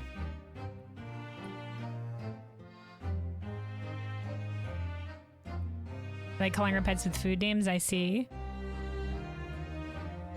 Maybe there's a reason for the misspelling, though. Is there another word that might have a similar ending that has something to do with snakes? Or something? You had a cat called Shawarma? Oh, that's a cute name for a cat.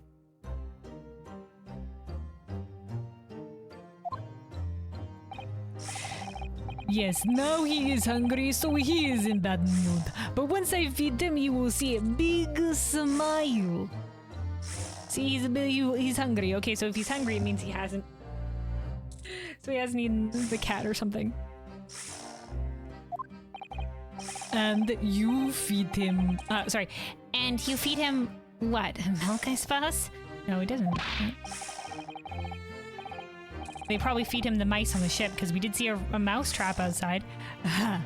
Like they say they milk chickens. Ridiculous. Snake that drinks milk are only in stupid stories. Piroshko eats mouses, Yato. Big, fat, round mouses. Oh, so is that what the mouse trap in the passageway out there is for?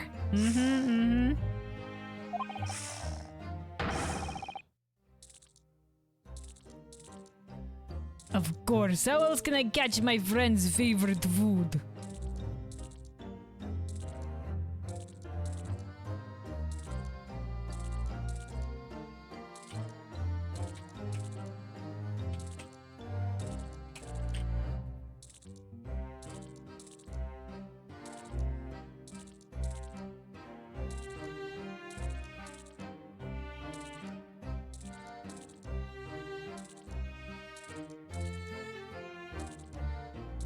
Yeah, I think it is supposed to be a play on pie, but I don't think they wanted to be direct with it, so they probably changed it to Piroshko or whatever because they wanted it. It's probably a more like Japanese sounding name, but that's supposed to be the play on words of it. It's probably something like that.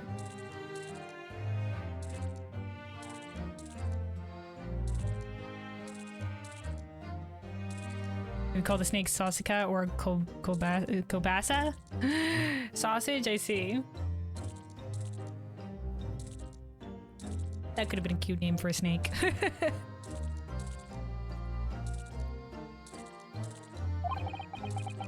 Nothing says top of the food chain like the look in their eyes right now.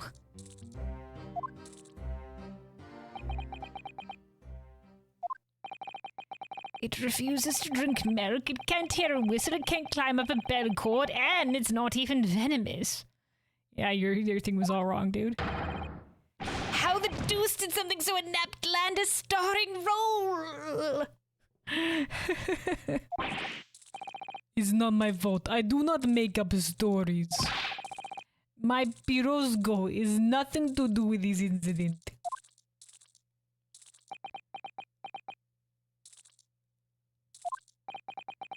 So that's what happened. That's the truth behind my best friend's tragic death. No, dude, it can't be where there's too many things that don't add up.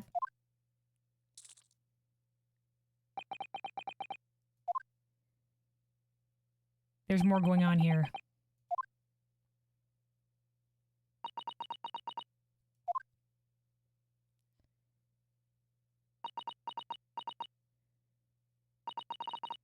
Miss Pavlova.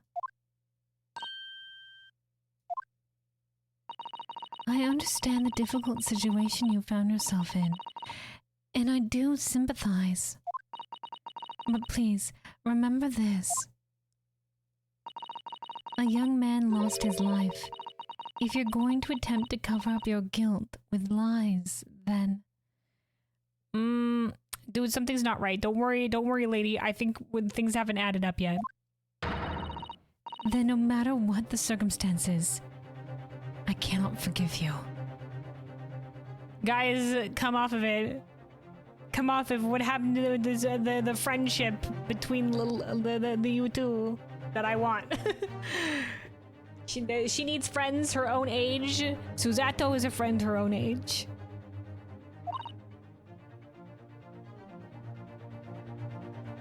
But... What are you talking about, Miss Mikotoba?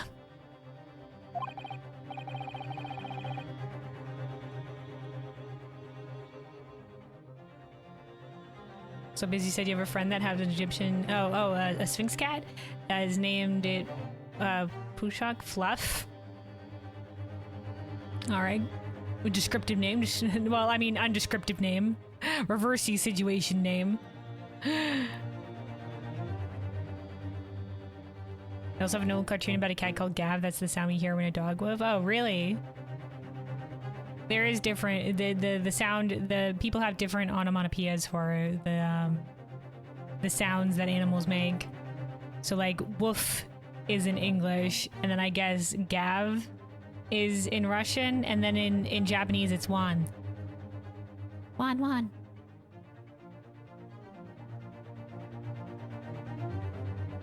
Or like meow in English and nyan in Japanese.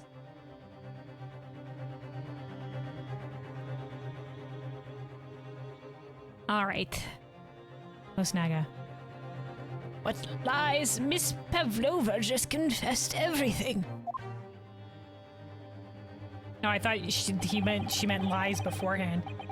It was just a series of unfortunate events, an accident. Nah, man. There's more to this, dude. Obviously stuff like, how did he write down anything on the ground? Why was everybody drugged?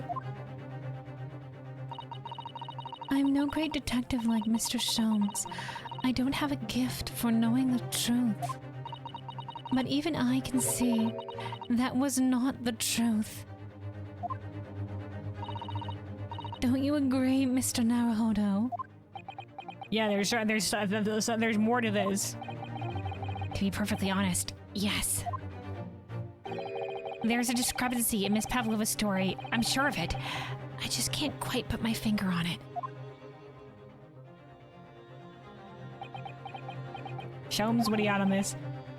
I confess, I was intending to let Scotland Yard deal with any outstanding issues on this matter. Dude, we're gonna deliver the criminal in Hong Kong, but alright, Scotland Yard, okay. The English police. Oh, I'm only present here for a very specific reason.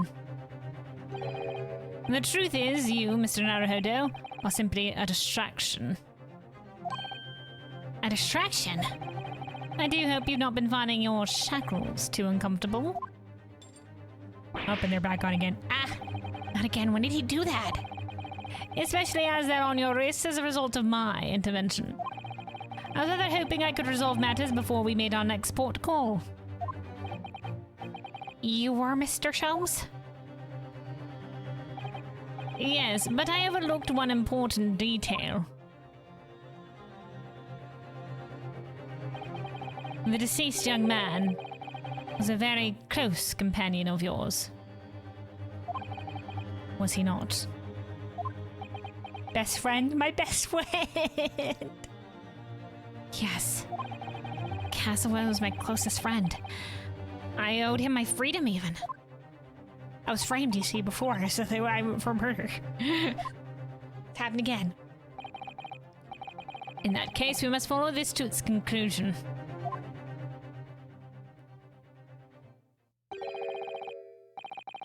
No further distractions. We must uncover the real truth here, Mr. Naruhodo. Yes, whatever that may be. The key to this is the discrepancy in Miss Pavlova's story, I'm sure. If I can chase that down, maybe the truth will become clear. Kazuma! He's got like this star on his back, dude. The truth about how you really died. About how that scene in your cabin really came to be. Oh, dude, music go off. All right. It's time to hunt down the truth. After taking a sip of water, stay hydrated, everybody. Oh boy, we're going in.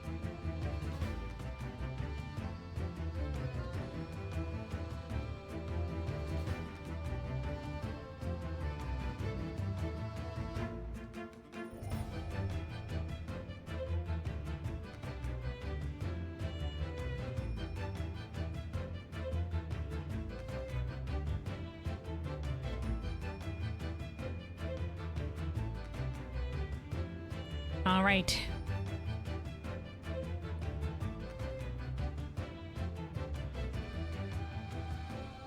on a second.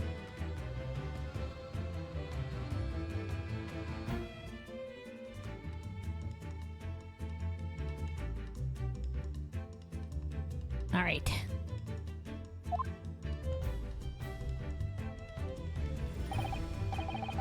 All right. I'll see what I can do.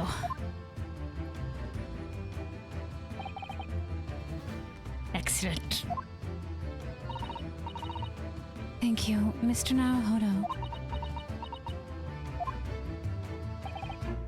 So then, shall we begin? Yes. What we should ponder first is the victim who lost his life in the cabin that was bolted shut from the inside.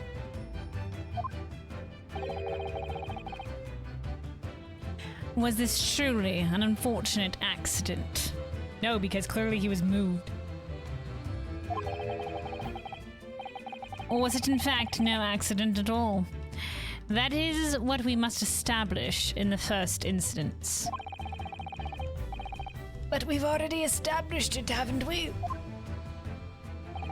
The man tripped over the kitten that had climbed into this cabin via the ventilator. Tragic, yes, but still an accident. Hold it!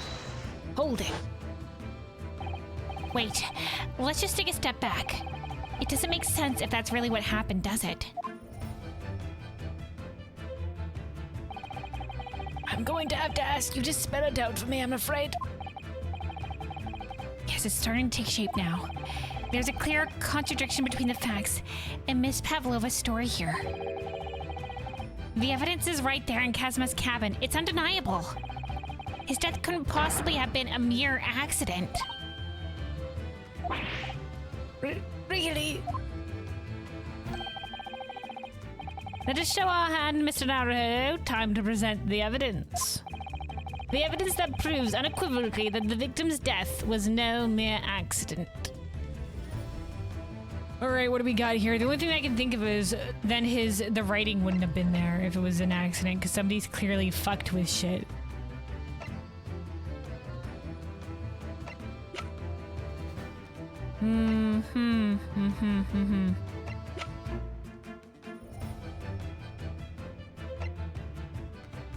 It could be that it was a really heavy blow, but I'm gonna guess it's this. The fact that the scene has been tampered with. We could be wrong. Yes! The truth is clearly recorded in this photographic print. There's no way that Mr. Asogi could have left this message on the floor. That script, it's Russian, isn't it? Apparently. We were talking about it before. Indeed it is. The word written means wardrobe. I see what you mean. Most people would leave a dying message in their native language. Japanese, in this case. But maybe he was studying Russian. It is a simple language. He could have picked it up very fast. That doesn't seem likely. That's actually not the point. It makes no difference whether he knew Russian or not, because he couldn't have done it because he died instantly. Sorry, what do you mean? Exactly what I said before. There is no way that Mr. Asogi could have left this message on the floor. And the reason why is clearly explained in here. Oh, I thought we were going to have to present it. Damage to the cervical vertebrae resulting in instant death. Instant death.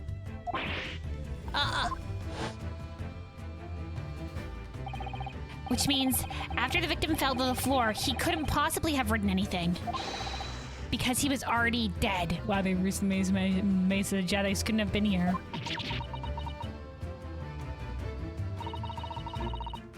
That's not the only reason either. There's something else we found in Mr. Asogi's cabin. A remnant of something that couldn't possibly have been there if what Miss Pavlova told us was true. What? So Suzato-san has noticed it too then. Putting this message on the floor aside, there's something else that gives the truth away.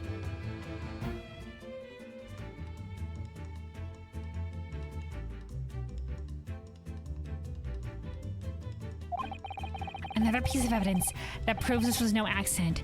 In other words... Fuck.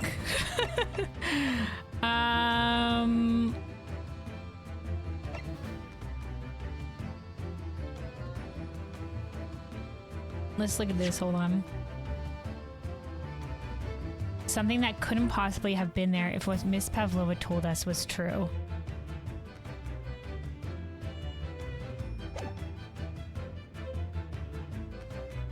Yeah, new symbols in the copy paste of that bot, yeah. Something that couldn't have possibly have been there. The shoe scuff would have been there if her story was true. The diary?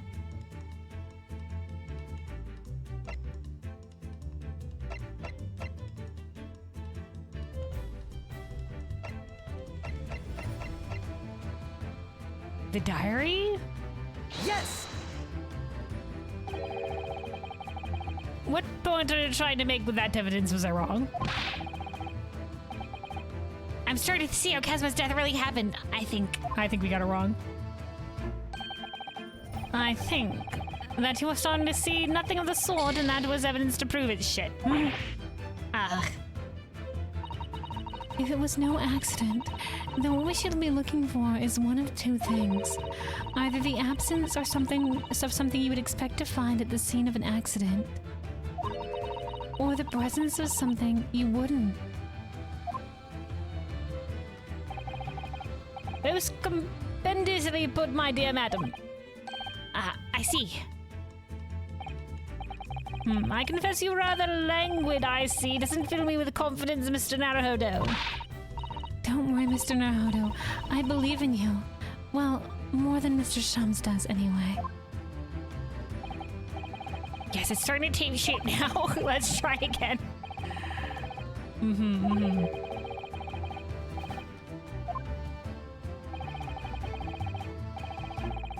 Okay.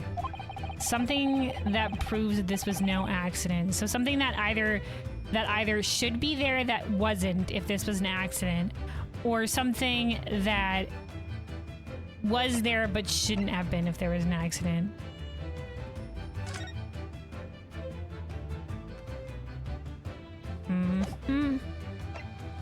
These are just magazines. Not really describing anything here. This is Kazma's diary, which we presented already before, so can't be that. This is the postmortem report.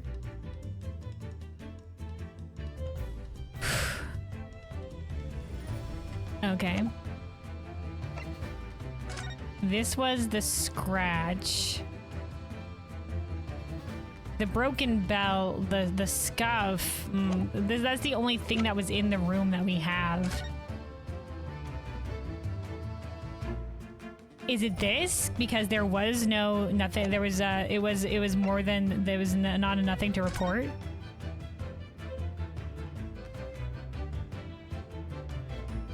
Or was it? Is it just the rest of the bell?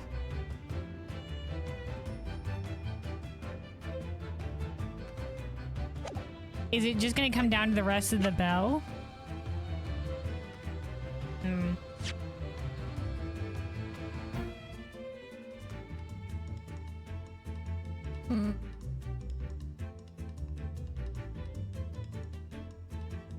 There's something else that gives the truth away.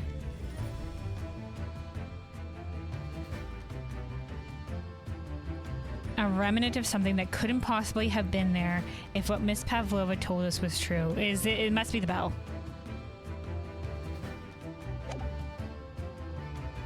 Yes!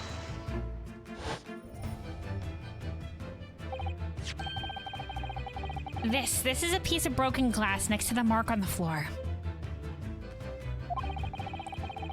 But that's the glass bell the kitten had around its neck. We already knew all about that. It was broken in half when the victim tripped over the cat and fell. but the clasp is broken, so the whole thing should have fell. That's what we're getting at? So we already have a satisfactory explanation. Where's the flaw in that logic? And we never saw her come to retrieve the bell.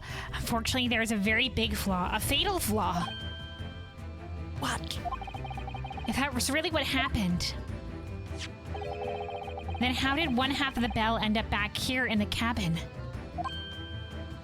I guess I was just like, well, part of it could still be attached to the collar, and it just broke in half that way, but part of it was still attached to the collar. But if the clasp broke, then it's kind of fucked.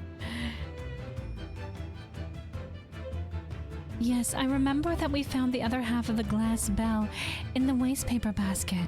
Recently, too. Would you care to explain that, Miss Pavlova? Oh no. Both these pieces of evidence clearly point to the same. Both these pieces of evidence clearly point to the same conclusion. That when Mr. Asogi died last night in his cabin, there was someone else in the room. Yeah, clearly, because they made shit. And that same person deliberately arranged the scene to disguise the truth in order to cover up his or her own guilt. Yeah.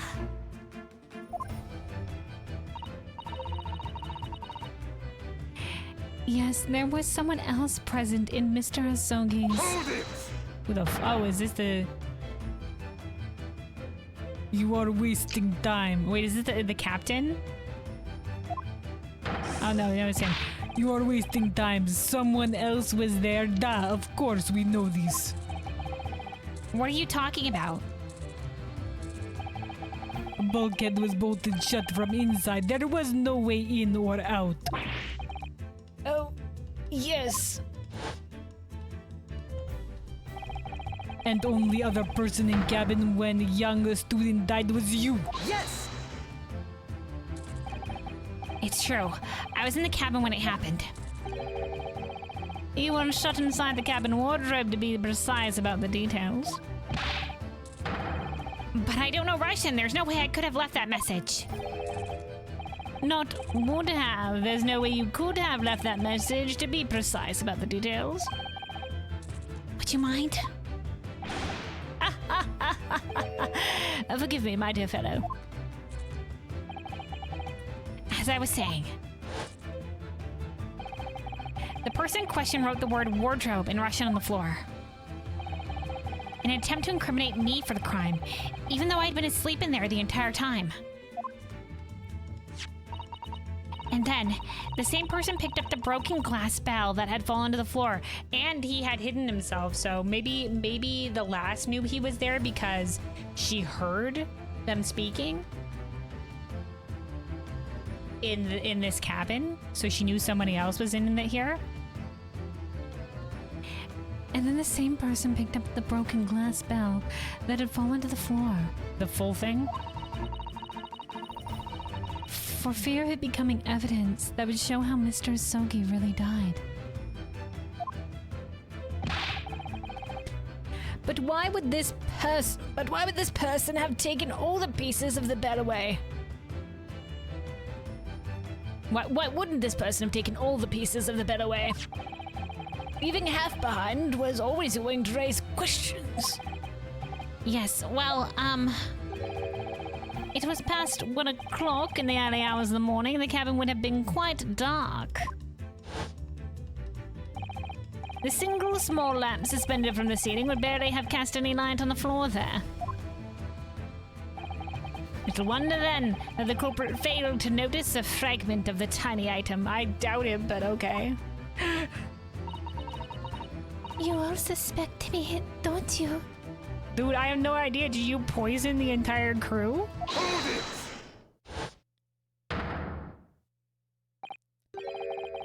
Seaman Stroganoff. Nina is woman of sea. She's of sea now. She's a woman of sea now. She's daughter of a strong sailor. 2 years ago. They noticed her dancing skills and she went away to join ballet company. Oh, she thought over the sea. Really? Truly? Okay. But before, she was dancer on the ship, a member of ship's band. Oh, that's why this ship's crew in particular is helping her. You do not accuse ship's angel of being criminal. So that's it. You say that when young student died, Nina was there in his cabin. We didn't accuse her yet. But that is not possible. I give my tooth. Well, this is almost interesting. And why would you give your tooth, pray? How can you be so sure? If you are a great detective, you should know.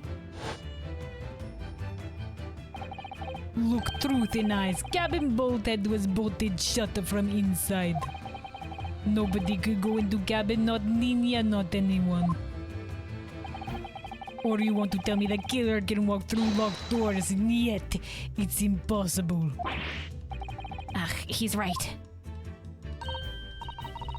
But wait, I've read about this in detective stories. People often tie thread around the door latches so they can open and close them from the outside. Dude, why are we running this again? We've already brought this up as a possibility, and Susato herself disclaimed this, so why is she bringing this up again? Thread, are you stupid? These bulkheads are not barn doors. Certainly not. These are watertight doors, as one would expect to find on any modern steamship. Constructed of heavy steel with not a gap in sight, no threads or needles or magnets could have been used. No, of course not. I thought so too. That's right, you thought so too. Why'd you bring it up? But Mr. Naruhodo suggested it earlier, so... And then we disproved it, dude. Susato-san, how could you shift it onto me like that? I brought it up. So, Seaman Stroganoff has a valid point. The cabin door couldn't have been bolted shut from the outside. Not necessarily. What? I put it to you that I could bolt this cabin door without laying a finger on it. And in this very cabin, we can see the traces of the method I have in mind having been used before. I don't believe it. Well, Mr. Naruhodo, I believe you know what I mean, don't you? Yeah, we chanced into this just before we did this. When you shut the bolt of the cabin door from the outside? One way does spring to mind, yes. Do you really know what Mr. Shums means, Mr. Naruhodo?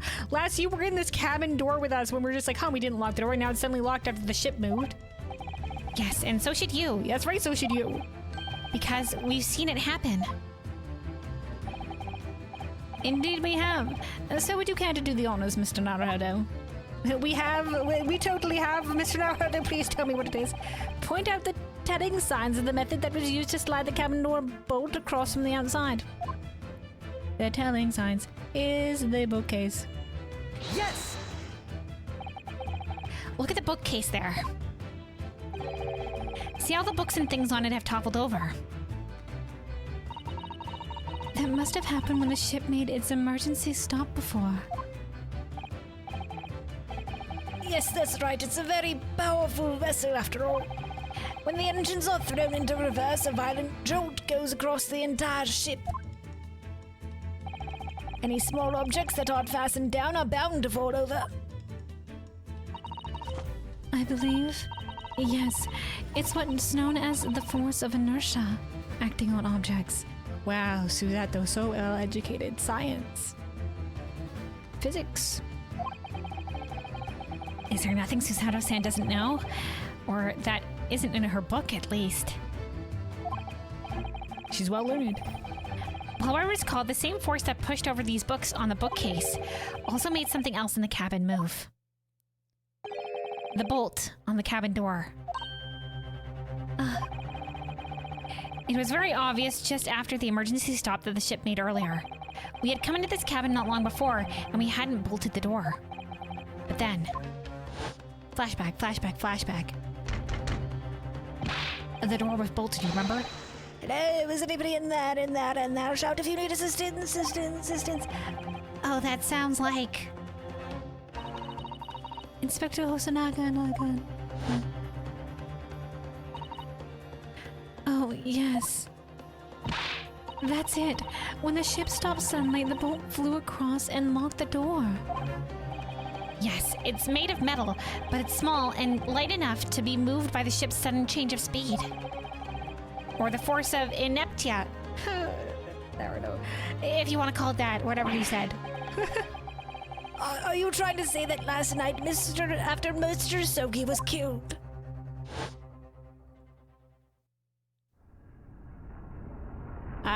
This is exactly what happened, lads. Why aren't the rest of his ship moving? I didn't know, but this definitely happened. Shing ding ding ding ding. Oh, they had the whole animation for that. SS Buria made another emergency stop. When I woke up this morning and looked around the cabin, I thought it looked a little odd. All the books on the shelves had toppled over, and all the ornaments. It was almost as if someone had run their hand across the shelves and deliberately knocked everything over. Oh, yes, I remember that. And I stood them all up again, didn't I? Yeah, you messed with the evidence.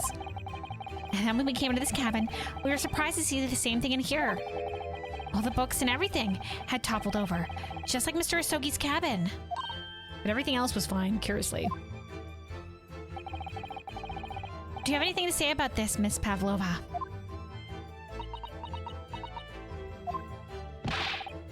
Are you out of your mind? You say Buria made emergency stop. It does seem a little far-fetched. How could that possibly have happened? Unless you're saying that the culprit is actually someone from the engine room.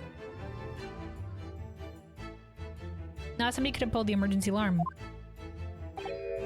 Oh, it's simple enough.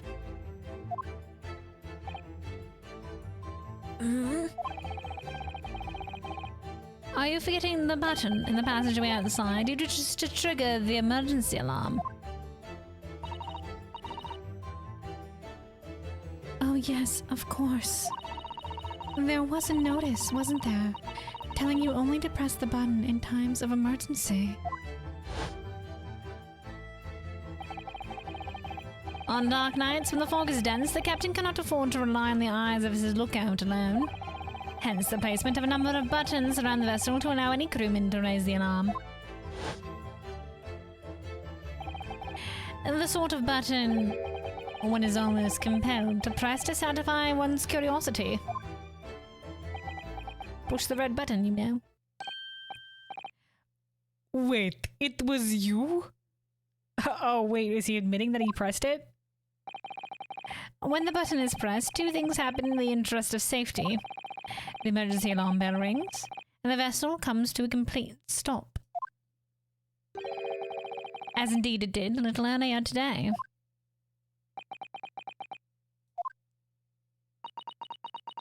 He did that? Mr. Sholmes, surely it wasn't you who...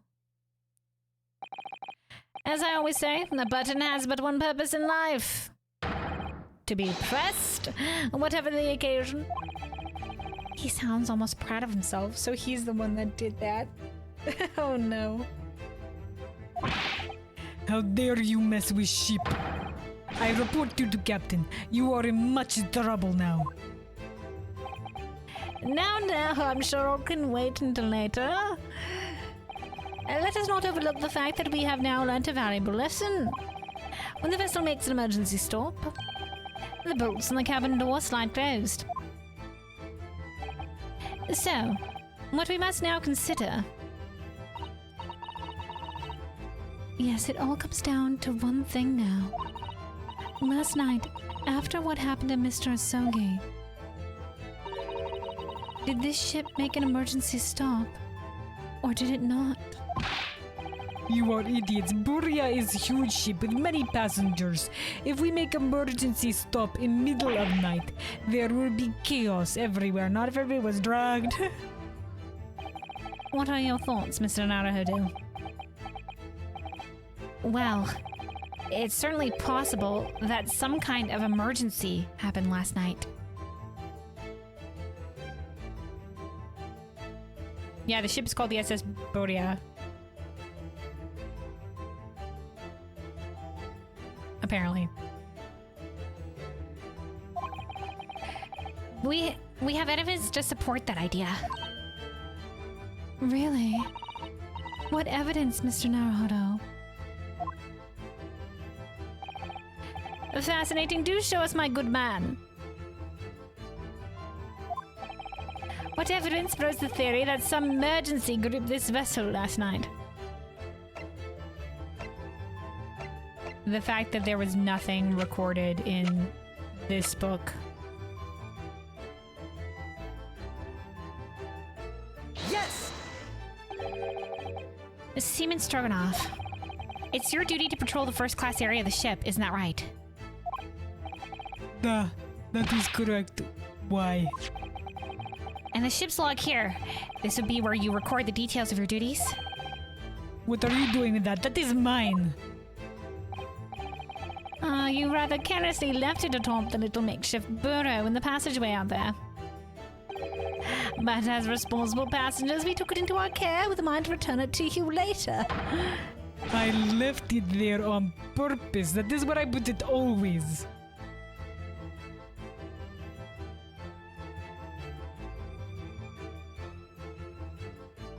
Salesmen believe that name of ship will determine destiny, so calling a ship snowstorm is weird. Oh. Is Buria translates to snowstorm? Interesting.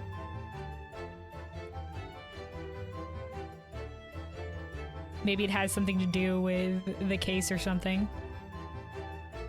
Or maybe they're just like, hey, this is a Russian ship, let's call it something snowy. Maybe, I don't know.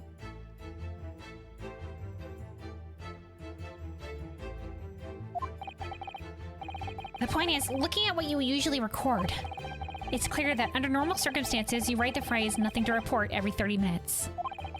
But from 2 o'clock last night until first light this morning, nothing was recorded at all. Nothing recorded in the log. That is... because nothing happened. But if nothing happened, you would normally write "nothing to report," wouldn't you? Oop. Indeed so, which tells us that shortly after 2 a.m., something happened here aboard the SS Boria.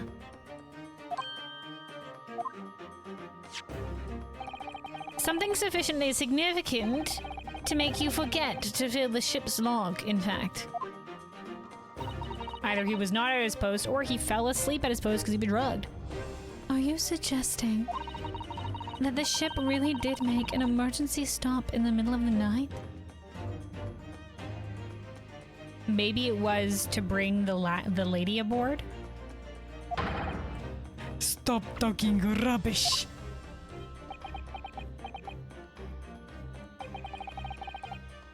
If I'm perfectly honest, I find that a little hard to believe myself.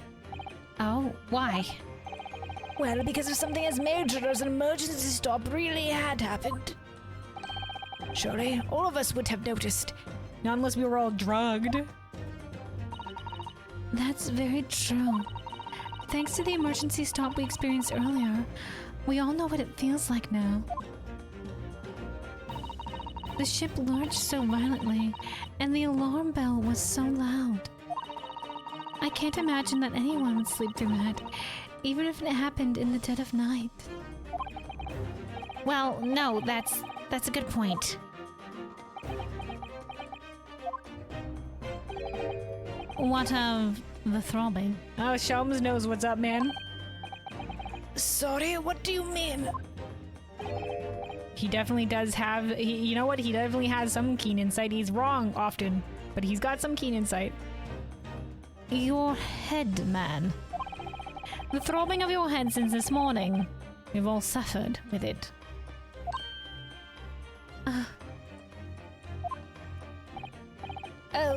Yes, I have had a headache, you alright? In fact, I haven't been feeling myself since I woke up today. Not that you usually are. Guy's already so sickly as it is, dude. Nor have I. My head has been feeling heavy since dawn. Yes, you've all been afflicted, haven't you? Just as I suspected. He's right. My head's been throbbing today, too. And he was super passed out in the cabin. And since eating dinner yesterday evening, everything has felt sort of hazy. I can't really remember anything that happened after I climbed back inside the wardrobe. Oh, he does remember at least climbing back inside the wardrobe.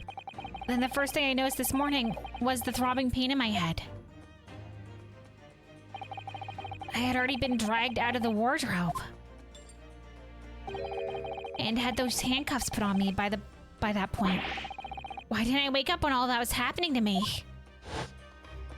'Cause he was drugged. And tell me, Mr. Naruhodo, you boarded this vessel as a stowaway, didn't you? Oh, well, yes. Sorry. The stowaway class of accommodation doesn't usually include meals. What did you survive on? Kazma's leftovers. Well, Kazuma looked after me. He was always happy to share his meals. So you enjoyed some of the whole roast chicken dish that was served yesterday evening, I take it? The whole thing because Kazuma didn't like chicken. Yes, in fact, I had all of that. Kazuma wasn't fond of chicken. Oh, really? So the victim didn't eat any of the chicken at all?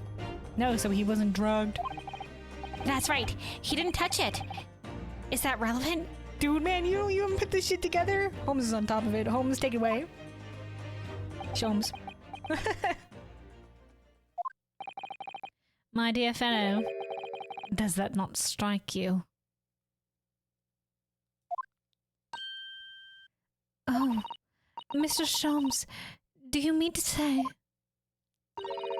that there was something wrong with the chicken? Damn straight, man. I do. No. Really? Is that really true? The meal prepared for the passengers last night had been tampered with. Tampered with by the addition of a soporific designed to induce a very deep slumber in those who consumed it.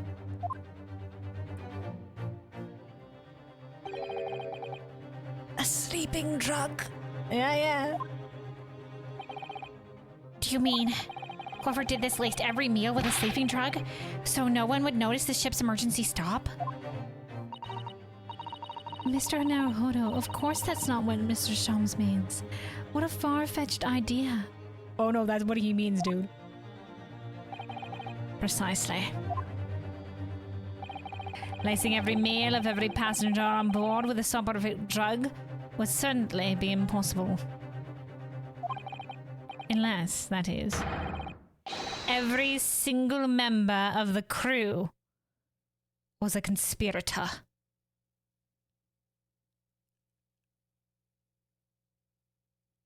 I guess because couldn't it be all the crew? Because some people have to be awake to be on the ship, right? But they did drug Hosonaga. What? Mr. Sholmes. Well, seaman. Hey. I'm sorry to say that any more deception in this matter will get you nowhere.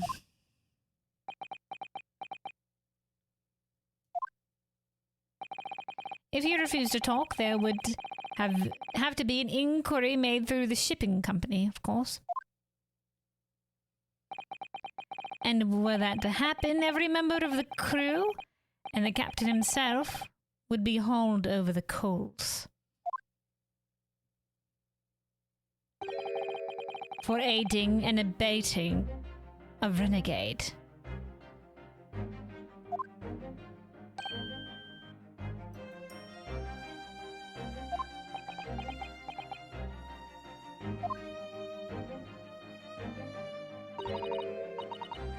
Please, no more. I will tell everything. I cannot make problems like this for everyone anymore. These crewmen are your former comrades, I believe.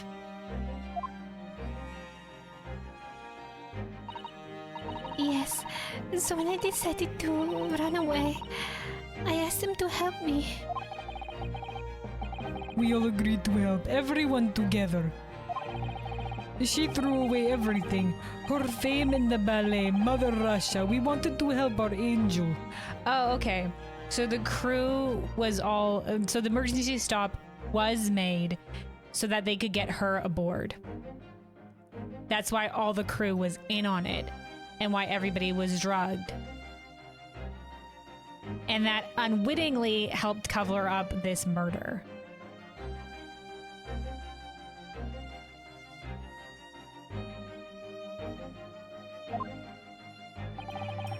I don't believe it. You are right. We put sleeping drug in chicken last night. Yes, I remember now. I did notice chewing on a lump of something strange and bitter at one point.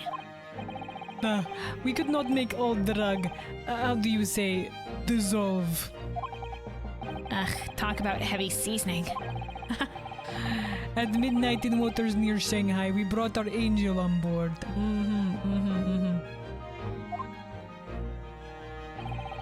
She was helped by comrade on shore with small fishing boat. While the passengers of the SS Beria slept soundly. Thanks to the almost magical effects of the slumber-inducing potion that evening meal had contained. So that's what happened. The only people awake on the ship last night was the crew and Kazuma. Were the crew, people who dislike chicken, and the newly boarded passenger, Miss Pavlova. And that means it would have been possible for you. You could have used the emergency stop trick to lock Kazuma's cabin door. No, because the emergency stop was made so she could get on the boat. Wait. But then the whole cat in the ventilator thing. He must have already been dead then when she got on the boat? But he recorded in the diary that he saw the speckled band. Maybe the ship lurched and he was inside and he just stayed in there for a while. And he didn't notice, he didn't even get out or anything like that, and then she came into the room and unpacked her all things and her cat went haywire and went up there? Okay.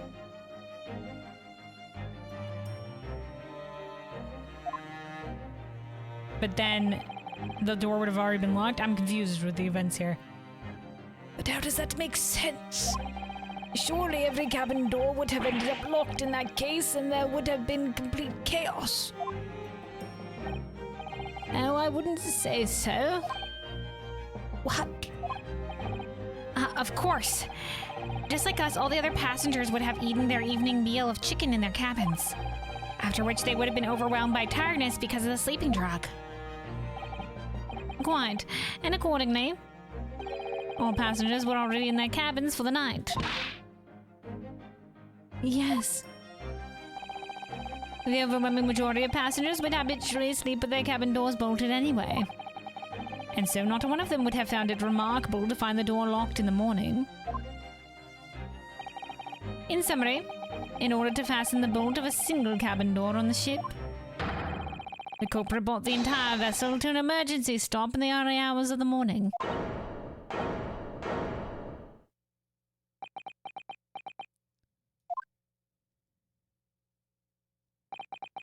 You have talked a long time and said many things. What is point? The point is what I said earlier. There was somebody else present at the scene when the victim lost his life last night. There's someone who left a message in Russian on the floor in an attempt to incriminate another. Someone who tried desperately to hide the broken fragments of glass that would reveal the culprit's identity.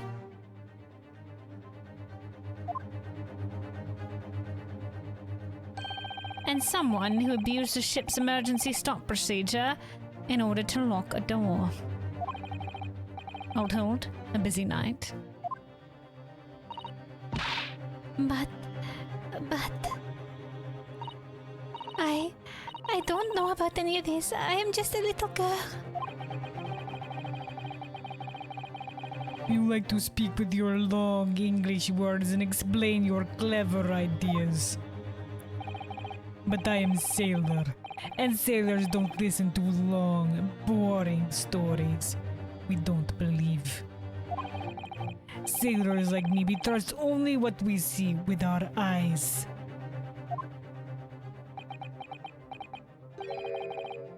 A laudable trait.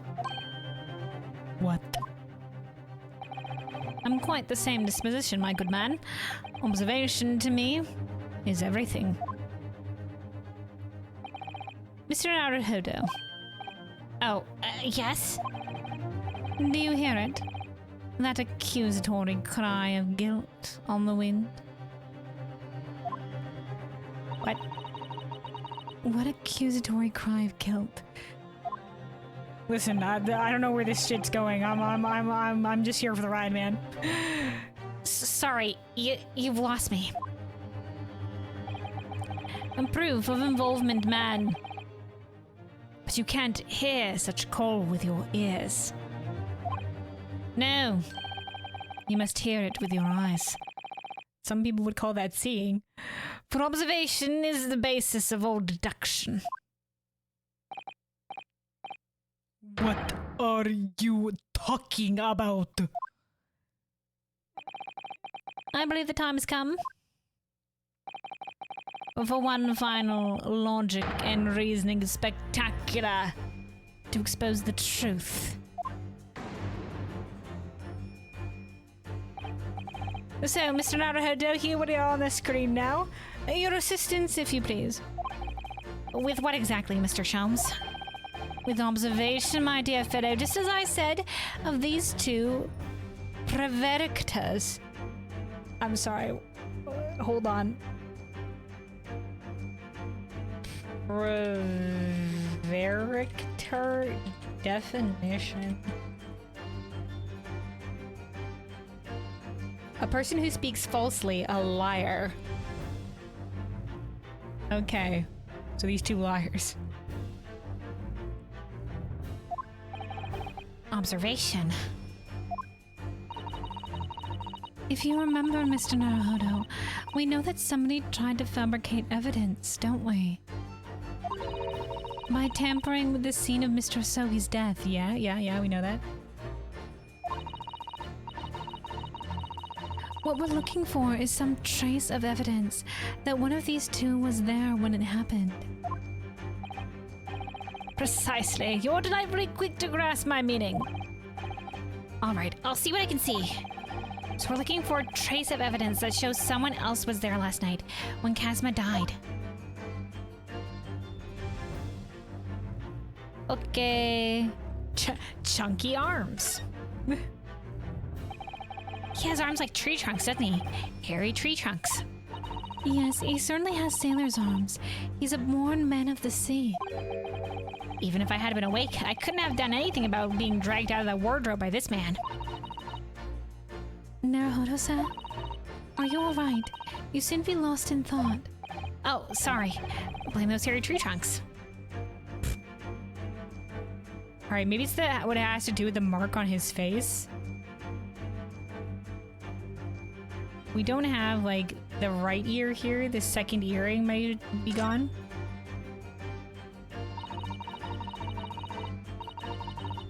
Yeah, this is the same thing for the ears. Oh, what's that? There's something attached to her ear. I expect that's what's called an earring. It's a little piece of jewelry. An earring, is it? It really is tiny. Perhaps part of it is missing. Maybe it broke off. So all that's left is the clasp part that attaches to the ear. If that's the case, she doesn't appear to have noticed that it's broken. Spin to win. Sailor's hat. Have you noticed something significant about Seaman Stroganoff's hat? Oh, no, sadly not. I was just thinking that if only we'd found it in Kazma's cabin, it would all be so easy. That's true. A hat dropped at the scene would have been very conclusive evidence. That's the point. I'm sure I saw your university uniform hat at the scene somewhere. That is not a point, at least not one I'd like you to make. Well, he was living in that cabin, though. Oh, we have an ink stain. There it is. Okay, so it doesn't have to do with whatever mark is on his face right now. But we did take note of the missing earring.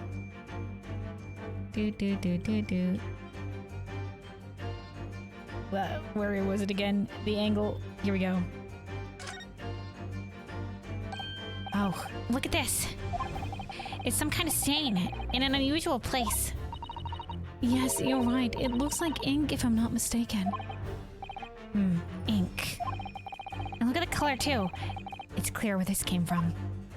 Well, I mean, there could be any sort of ink in the cabin, but we'll go with the ink stain.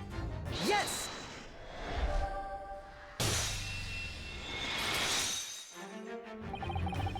Seaman Stroganoff.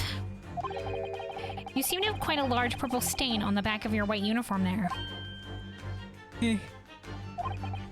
Yes, I don't know where dirt comes from. How did I get there? I don't know. So nothing in particular comes to mind about the stain? What are you trying to say? It would appear that the significance of the stain has escaped your attention, Seaman. Allow us to make it plain. It's a very large purple stain on the back of Seaman Stroganoff's uniform. And I think what made it is clear. Indeed it is. So, Mr. Naruhedo, present the evidence that proves it. My pleasure. All right then. The evidence that proves that the stain on the back of Seaman Stroganoff's uniform really is. Do we have a picture of the ink? We don't, but we do have this photo.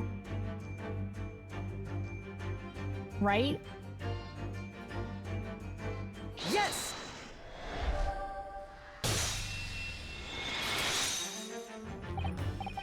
Yes, it's this photograph and the ink it shows. That's what's caused the stain on your uniform. Ink. A rather unusual color of ink. Purple. Ah, the penny drops at last. Now you see the significance. The Russian word on the floor next to the victim's body was written in purple ink. So Busy said stop breaking your monitor. Oh, with the with the broken glass animation thing. It's because we're shattering. I don't know. We're shattering the case. We're shattering their deception. We're breaking in. I don't know what quite the analogy they're going with there is, but yeah.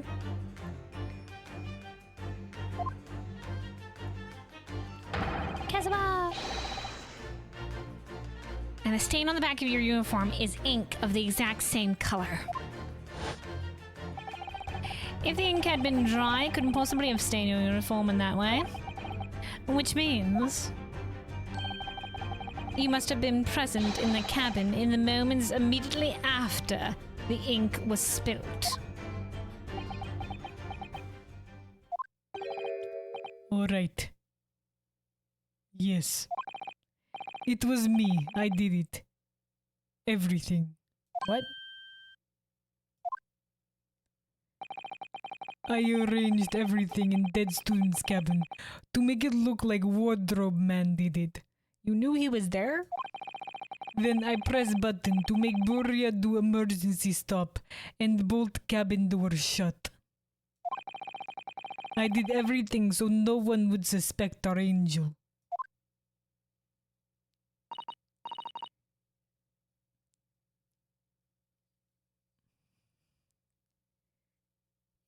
Beef, please.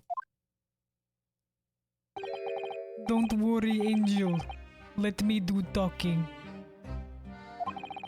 It was after 1 in morning. I was on duty patrolling passageway. Then our angel came to me. She was white like sheet. She said something like this. Biffy, Biffy, please, you must help me. I went with her. The door to cabin number 1 was open. When I look inside, I saw student boy on the floor. But interestingly, he had fallen forward. Still here. Wow, what happened? That's what I said.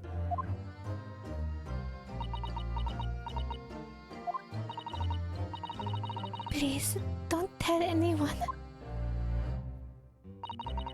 My little one, my little furry friend.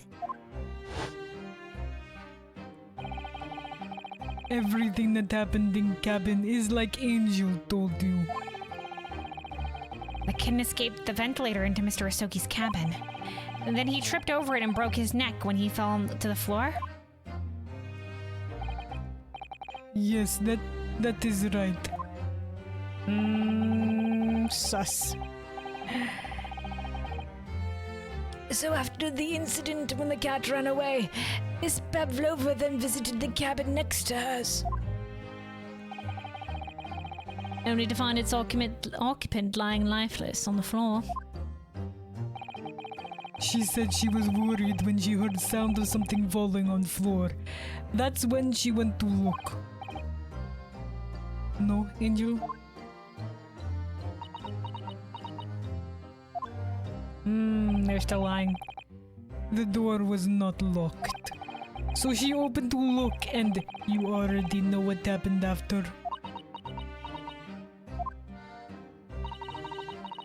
There's just one thing, if you wouldn't mind. What? When you went to Mr. Asogi's cabin, Miss Pavlova, was he already dead? Why? I already told you. When Nina opened door of student's cabin and looked inside, I was asking Miss Pavlova.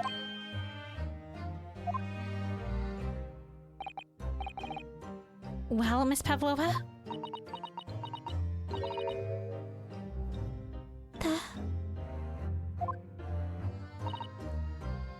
Oh, Yes, that's right. I saw him. It was dark and he was wearing black, but he was on the floor, not moving. I was scared.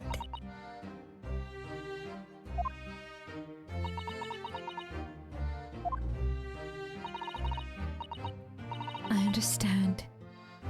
And I believe you. But you didn't see him properly. So is that finally it now? No, dude. Have we discovered the real truth about Kazuma's death at last? No, man. This is a long journey. We're on buckle up, mother trucker. We still got a ways to go. Ah, something very nearly slipped my mind. Like where the fuck her earring went. Where's the cat? Oh, Mr. Sholmes? This photograph. Yes, I took this myself, you know. He did. There's a little, like, the photographing thing on him. The cause of death was a broken neck, therefore the victim died instantly. And the unfortunate incident that precipitated these events, a kitten on which the victim stumbled. However, if those are the facts, there is one particular area in this photograph that seems to me somewhat unnatural. Is the fact that he fell forward? Like, could he break his neck that way? He would have held himself, right? What do you mean unnatural?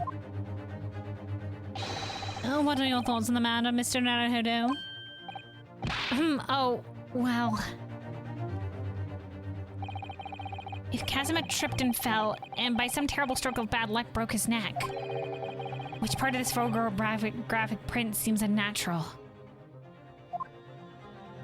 like him, right? The fact that he's like this side up.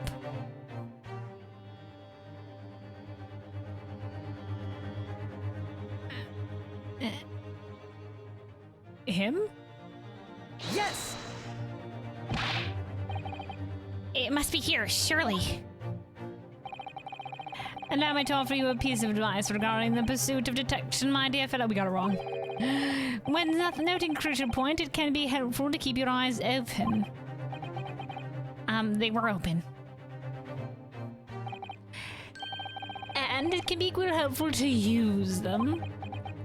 Guys. Sorry, I'll try that. Ah, boo. I think it's plain what Mr. Shums means by unnatural, isn't it? The word written in foreign language underneath his fingertip, surely. No, dude. It's the way he fell. That particularly crass detail was orchestrated by the culprit. No, I mean to identify another point. Imagine, if you will, losing your footing yourself. Would you land as the victim has? What of your hands? Okay, they would be bracing himself. So the fact that the hand is closed, is that what we're pointing to? Oh yeah, it's not the victim himself, it just points specifically to the hands. That's what's happening. You look like the sort of fellow who stumbles with some regularity. This should be an easy task. Why do I? Okay, we try again. Please, maybe it's this closed hand over here. If it's the other hand, I swear to God.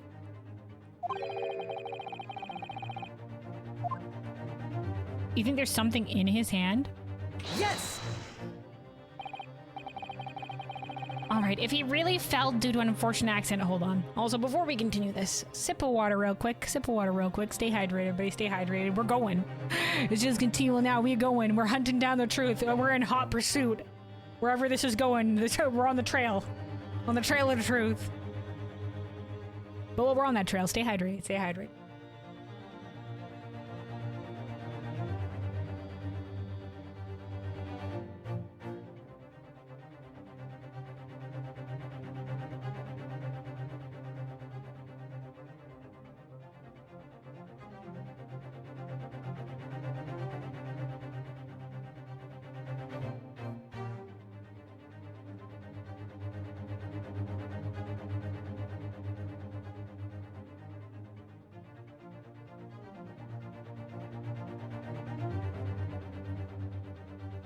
All right, hydration achieved. Let's keep going.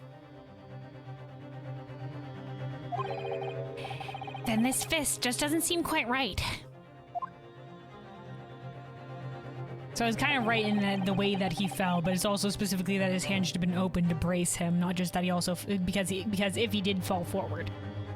I was thinking if he did fall, I was thinking the right thing. I just put pointing in the wrong place. The exact same thought occurred to me. In a fall, one's instinct is to open the palms flat. To catch yourself. Yet here we see the victim with his left hand tightly balled into a fist. Almost, you might say. As though he were gripping something. You think it's the earring? You think it's in his hand? That he wanted to yoink proof of his killer? Oh my god, is it gonna be Pavlova?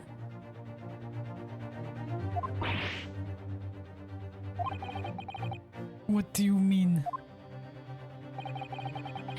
Simply that I took the liberty of investigating the victim's fist a short while ago. You did? And what, pray, do you imagine I found there, my dear fellow?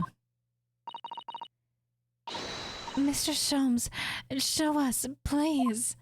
She's investigating. Why, of course, my dear madam. Would I keep you in suspense?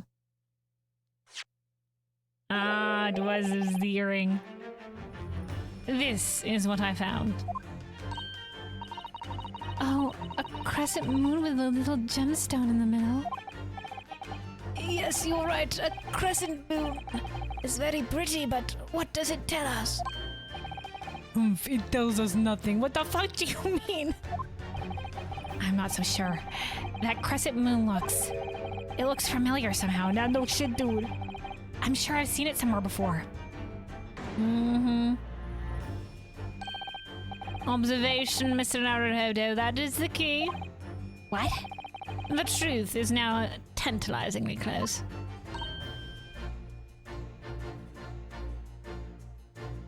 Yep, Susanna's got it. How did that crescent moon come to be in Kazuma's clench fist? And this is the final clue, the last piece of the puzzle. Ask yourself, what does this little crescent moon mean? What significance has it? And observe. Find the answer with your own eyes. Do do do do do do do do do do do. Well, we've already like done all this here, so we'll just do it. We'll just go straight for it. What? Yes!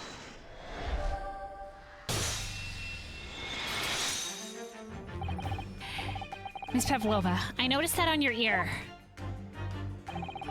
Even though you have a metal earring, the decorative part of it seems to be missing. The little link holding it must have been broken. It must have broken, I suppose. What the? But looking at your other ear, I notice a crescent moon. I don't believe it. Dude, he didn't know it either.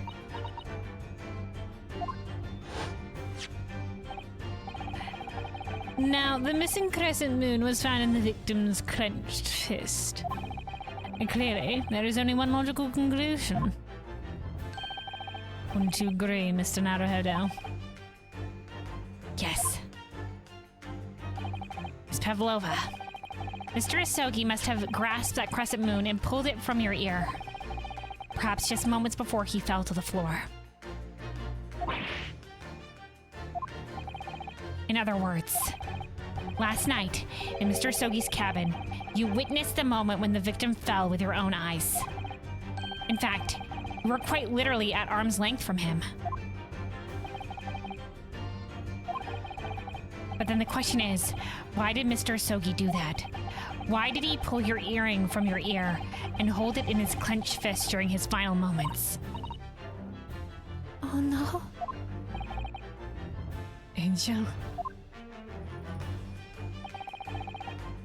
No one can protect you now. Please, Miss Pavlova, tell us the truth. Last night, what did you do to Kazuma? He...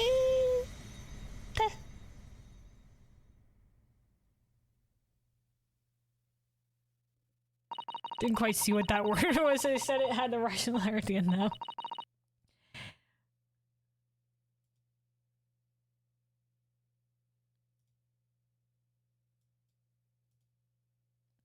When I think about everything that happened yesterday, it was too much. Oh, was it? I can't pull up the history. Oh, wait. Oh, no, this is her speaking. When I think about what happened yesterday, it was too much.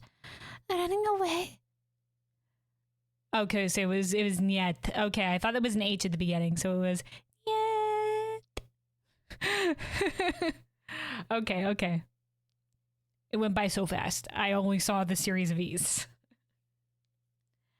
Running away the fishing boat in the middle of the night, trying to climb onto this huge ship. And then, when I was at last in his cabin and I could relax after this horrible long day... Darka, wait!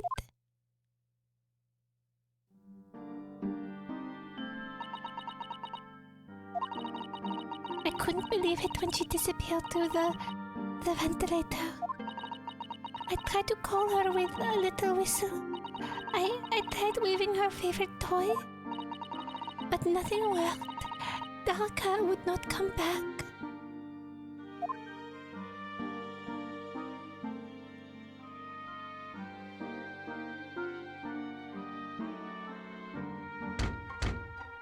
So I knocked.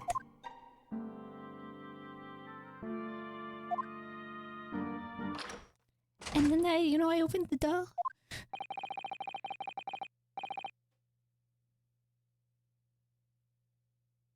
Wait, hold on, what? What are you doing here at this time of night, Inspector? What?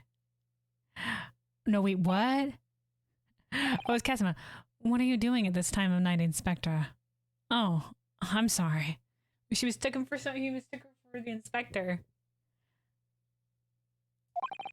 I thought it was a friend of mine.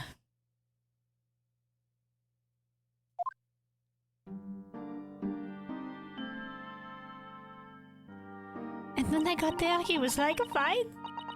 The young man from your country. He was very polite and kind. He helped me to find Darka, and he promised not to tell anyone. But then, when I had my friend in my arms again, and I was going to leave the man's cabin,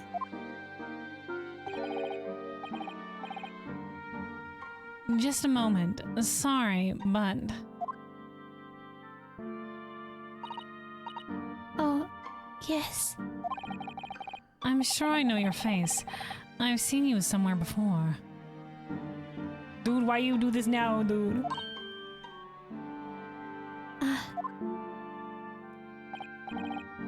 Of course. You're Nikolina Pavlova, aren't you? The Russian ballerina. huh?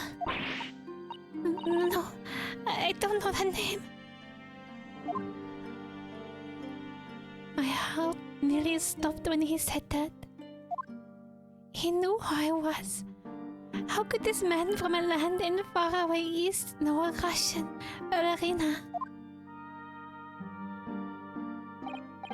Yes, I saw your performance in Japan. The beauty of the ballet made a deep impression on me.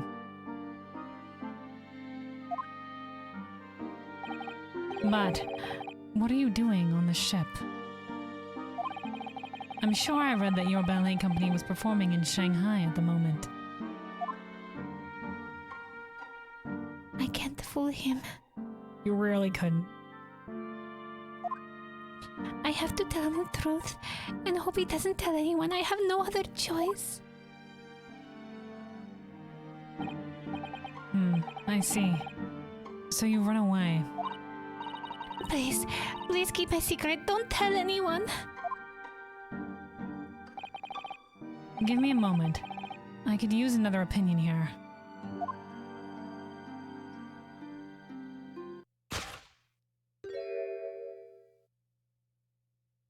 Oh, he was gonna get Ryunosuke out of the wardrobe. He's going to pull the cord.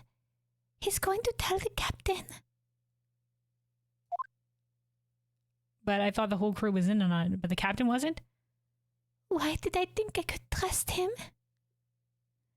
Dude, she pancaked and she killed him, dude.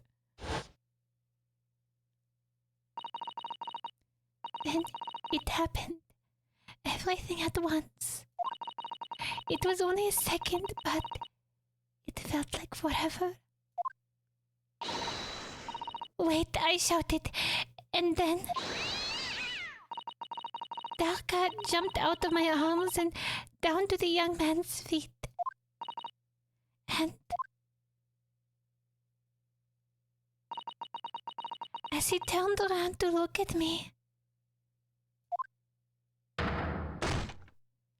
The fuck? I pushed him. I don't even know why. I don't know why I did it. I was just so scared. My fucking god, this is how Kazuma died, my boy! And I had to stop him from telling anyone about me.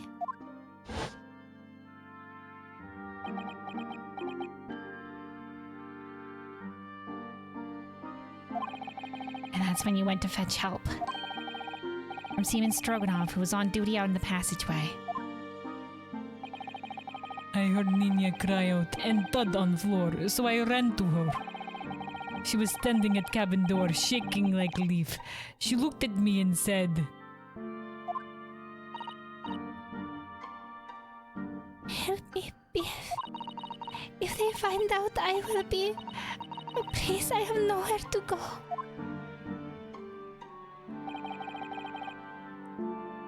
So you decide to help. And that's when you arrange things in Kazuma's cabin to make it look like I did it. You knew he was in there? So that no one would suspect the passenger in the cabin next door. Yes. I went into cabin and looked around to make sure there was nothing to show Nina was there.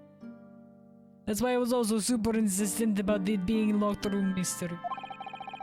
And then I found Stowaway. In wardrobe, still sleeping. Right. That's when he found me.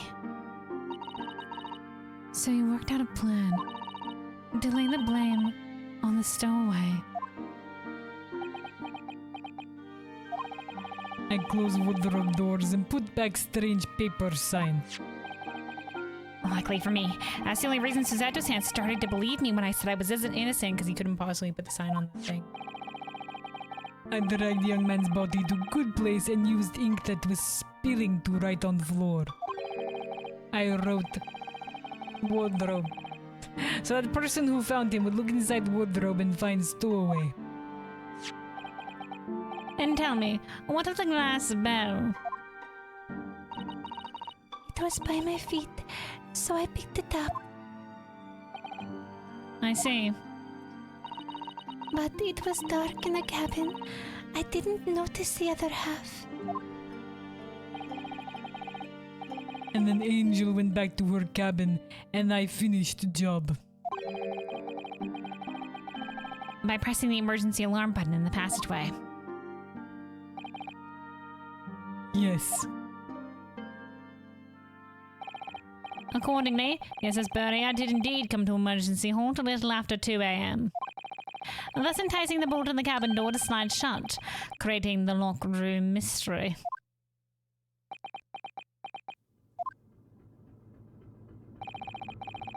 There's still one thing I don't understand, Miss Pavlova.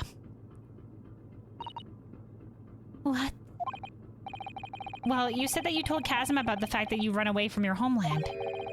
And it's because you were worried he was going to tell the captain that you pushed him. Isn't that right? Well, none of these fucking pulls have been working. Yes. But even if I had with the bell cord and called for the captain of the ship, aren't you friends with every member of the crew? Yeah, that's what I was gonna say. Why would that have been a problem? It was what he said first that made me scared. What he said first.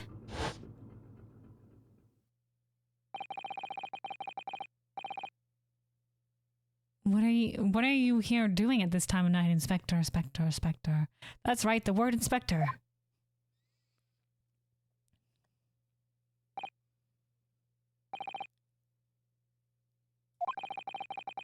Oh, I'm sorry. I thought it was a friend of mine. Mine. He said an inspector was his friend. Ah, yes, meaning me. Who was supposed to be acting as his bodyguard? I thought that if the police knew about me, they would arrest me. So before he could pull the bell cord, I... May I stop you a moment, please, Miss Pavlova? May I stop you a moment, please, Miss Pavlova?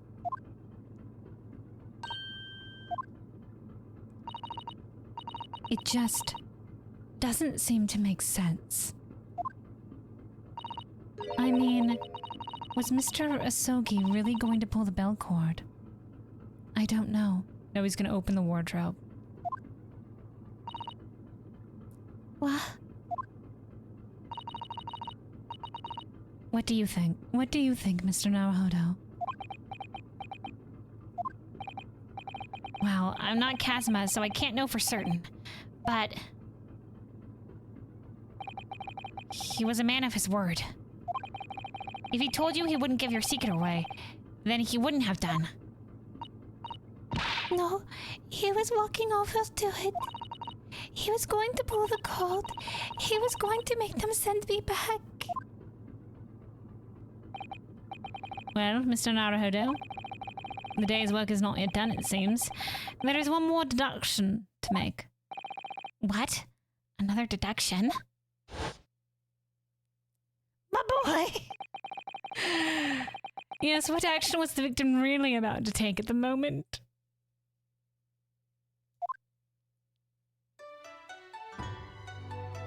He was gonna tie shot. My boy.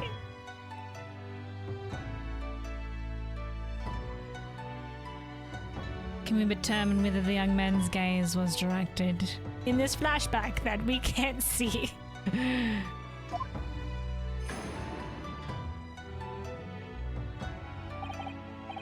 First, consider the victim's location within this cabin.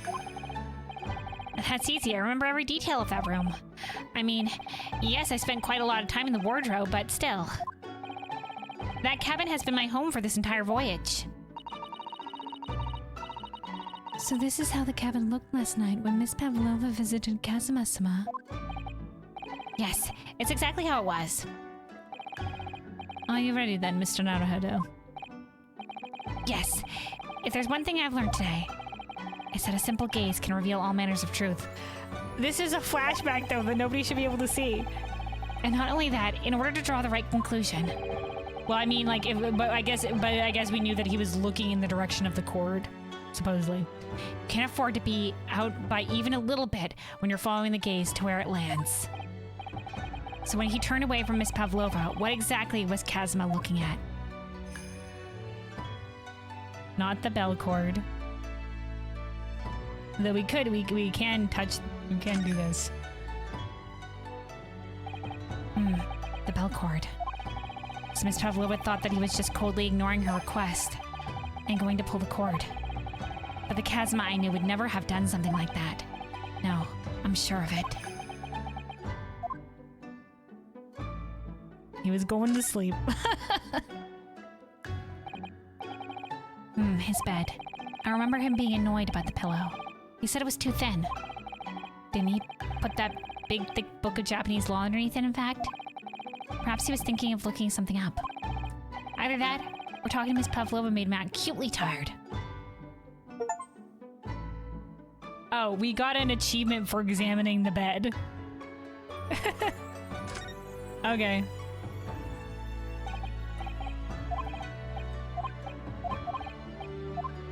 Interesting. Okay, the vent isn't up there.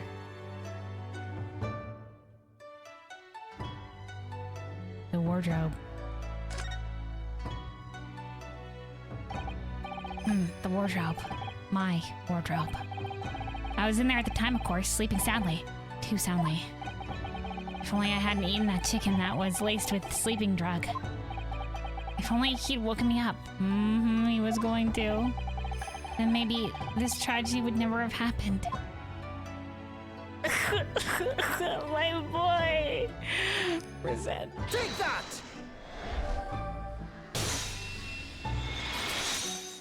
My boy. Considering everything that happened last night, certainly it may have looked as though Kazuma was going to ring the bell cord. Yes, however, what is directly beside the bell cord? The wardrobe.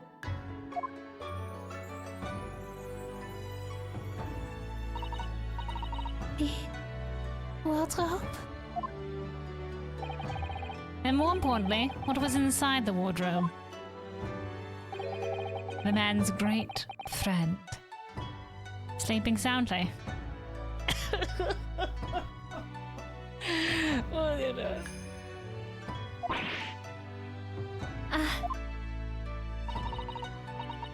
Miss Pavlova, please, think back very carefully.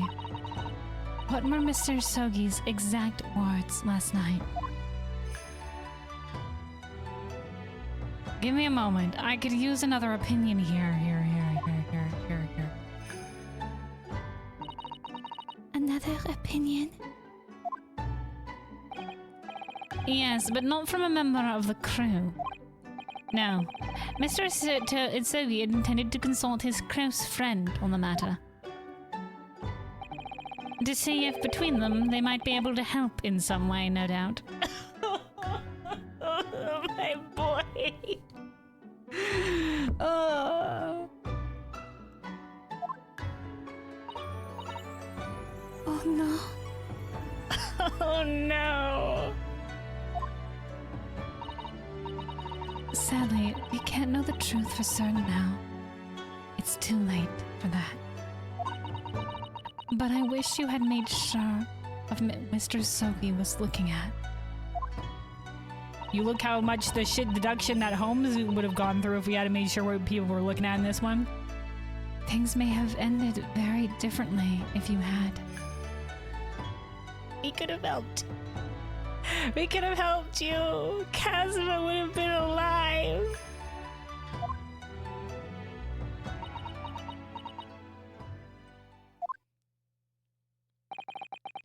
Miss Pavlova.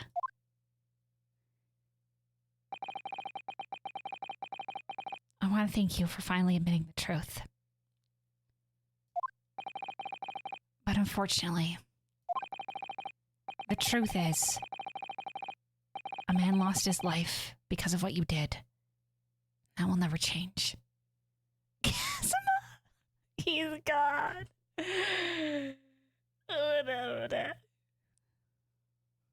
There'll never be more Kazuma.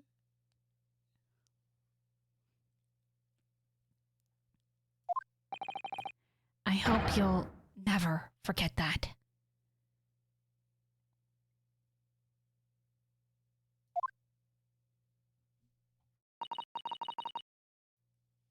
I'm sorry. Really, I'm so sorry. What have I done? What have you done? Oh, Kazuma. My friend.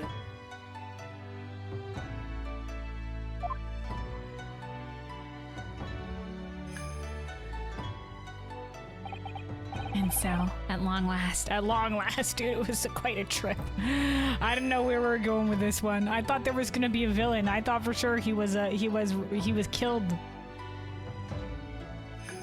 By like it wasn't just an accident, but turned out it was. the mystery surrounding the tragic accident on the SS Berea was finally laid to rest.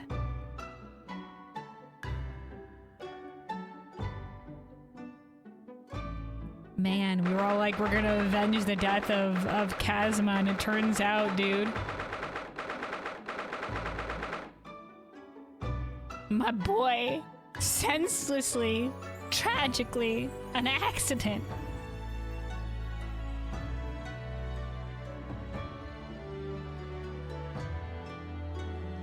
In ways we couldn't have predicted. If he had been asleep after eating the chicken, maybe this wouldn't have happened.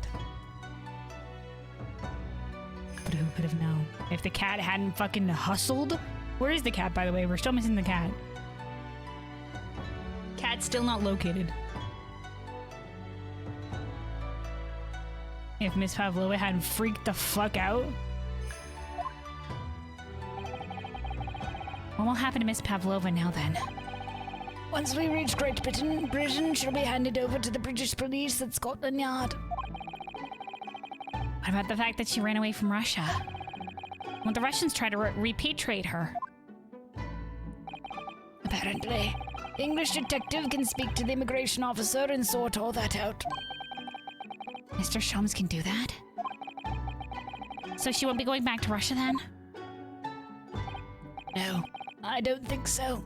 Thank God. Even if she wanted to return in the future, I doubt she would be able to. She ran away, so now she's in exile for life. I see. I'm sorry. Seaman Stroganoff. I wanted to help our angel no matter what. But I didn't think about you. about how you lost a good friend. Yeah, no, you weren't thinking anything about how he could have gone to life or jail if you're to jail for life if your plan had worked out. I will go with Nina. I will give myself to British police. That's kind of you. Yay, we're free. In the meantime, thank you for letting me go free again. Oh boy. Casima's death feels like such a waste. It is, but boy. But sometimes tragic accidents happen, man. Well, do what you can for Miss Pavlova, won't you? Bah. Well, I'm afraid you need to pack now. We're due to arrive in Hong Kong tomorrow. As much as it pains me, I'm going to have to hand you over to the consul to arrange your passage back to Japan. Fuck no. Yes, apparently yes, though. I did stow away after all. I couldn't really expect any different. Nah, fuck that. Take up Kazima's sword. His mission is our mission now. We must carry on his will. So you should get back to your cabin now.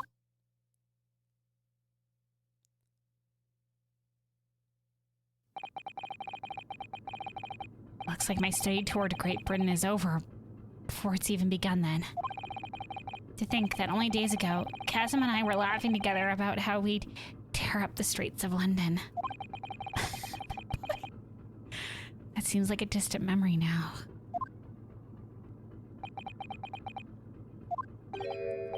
Oh, what's that? Is it someone weeping? Yeah, dude, it's me. I'm weeping. Oh, We're both weeping. Susato-san?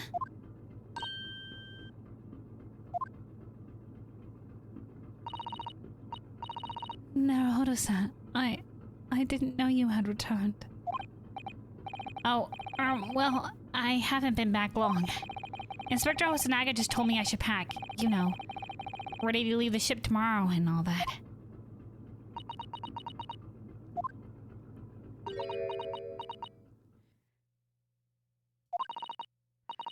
I still can't believe this has happened. Dude, me neither, Susato. I loved Kazuma so. He was such a cool dude, taken from us in a tragic accident. No. I can't believe someone's life can be over. Just like that. Susato-san.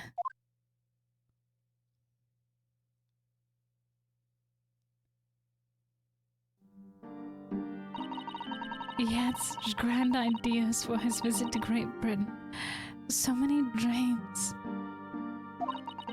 And now they've been cruelly taken away. Just as he has. Where's the cat, though? We're still missing the cat. I thought I could never forgive the person responsible. But now we know the truth. That it was just an accident. Just a silly series of mishaps. It's too much, Naruhodo-san. It's just too much. Yes, I know. Who the fuck is this? I wish there was something I could say. Wait. Wait, hold on. Okay, so in the first game, in the Phoenix Wright games, we have Maya. I think her name's, I can't quite remember. Who can channel the spirits of the dead, and she regularly channels the mentor of Phoenix Wright, the lady lawyer, to help out in cases or whatever. Can we do that now, but with Kazuma? Like, come on, Susato, awaken your spirit channeling abilities. Channel Chasma, and then have your bow hair tie flutter in the wind. I'm going to assume, unless this is who is in this cabin right now. It could be Miss Nicolina. I wish there was something I could say. Oh no, it is Hosonaga. I wish there was something I could say. That was my first guess, but I was like, oh, what person is it? Inspector. My duty was to see Asogi-san safely to Great Britain, but I failed, and caused its two closest friends great pain and suffering as a result. I've let everyone down, and I will do anything to make up for my terrible blunder. Nobody blames you, Inspector. But he thinks he could have done more. Wait, why am I fucking shackled again? I'm free now, at least. Huh? Surprise, bitch! I'm still a sneaky bastard. Surprise, Mr. Naruhodo! What is the meaning of this? Oh, a trifling matter. Simply that in my head, I think I shall always picture you wearing those shackles. Without them, the pattern seems all wrong. It's distracting. Sorry? So I decided to restore them for old time's sake, shall we say. You're a stowaway, after all.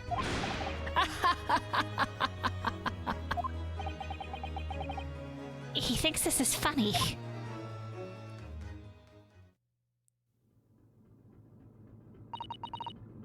Mr. Sholmes. We do appreciate all your assistance. I'd like to thank you from the bottom of my heart. Not at all, not at all. And though it's a little late, may I offer my sincere condolences. The loss of your companion is truly heartrending. I hope that you will be able to fulfill some of his aspirations in his honor. That's what I was saying we should do. Take up the sword. I'm afraid that won't be possible. We shall be disembarking at the next port in Hong Kong. We have to return to Japan, make a full report about everything that's happened. What? Wait a minute. It's just me that has to go back, isn't it? I mean, I was the stowaway.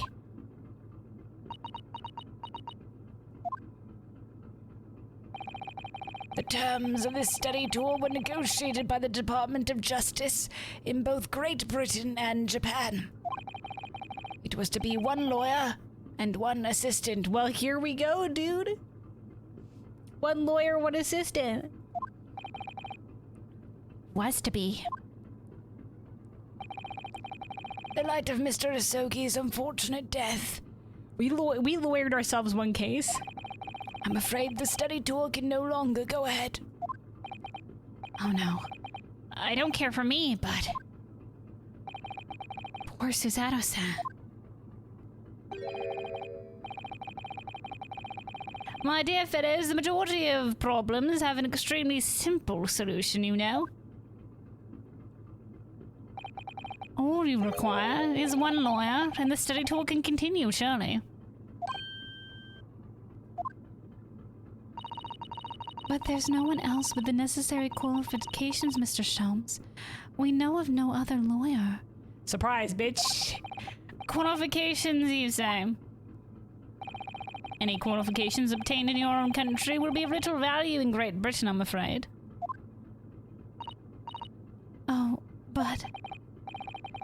But anyway, the voyage to London still promises a good month of time.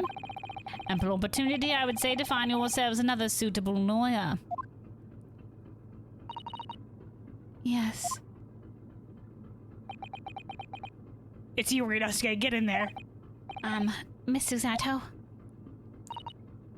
Yes? Do you think perhaps I might be able to do it?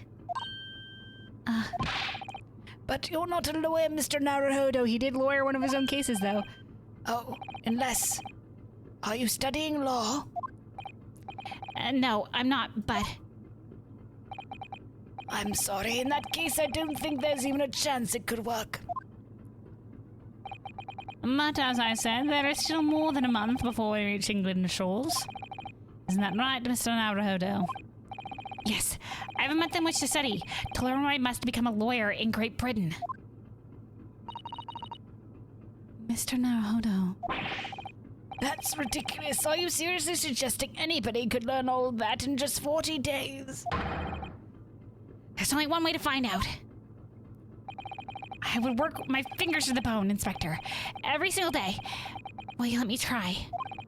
And if, by the time we reach Great Britain, I haven't learned enough to be recognized as a lawyer, I'll take whatever punishment is deemed appropriate. But why put yourself in such a difficult position? For Kazuma. Kazuma? He said that there was something he had to do in Great Britain, and that he would sacrifice anything to make it happen. He was passionate about it. I can't let all that passion just come to nothing. And anyway, it's for my own benefit too.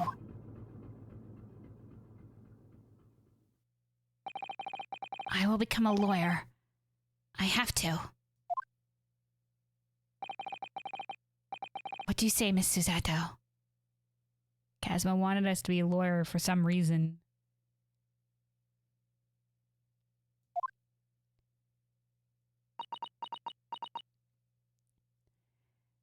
Kazuma wanted to revolutionize the justice system in Japan. And to do that, he was going to learn all he could in Great Britain. But he also had some mysterious mission, something that was grave, that he had to do while he was in Great Britain. We don't know what yet, but we knew he wanted us there for it. And that he said if we were to be a lawyer, then there's something that we could do to help him with that. We don't know what.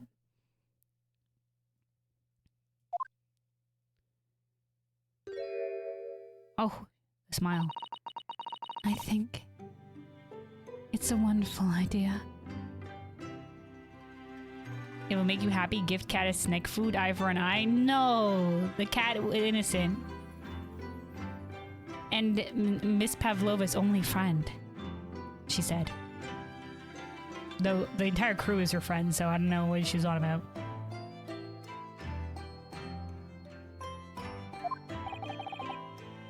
Thank you. Take up his sword. So, what does our bespectacled inspector friend say? Are you serious? One lawyer and one assistant. The numbers are indisputable. No, it's madness. Yet fascinating, wouldn't you agree? Fascinating. Duty and rules are the dull routine of existence that we all abhor. Give us interest. Give us fascination. Speak for yourself. Besides, qualifications are no measure of a man. What matters is his character. No? Well, the qualifications are supposed to be like somewhat, proof of your expertise.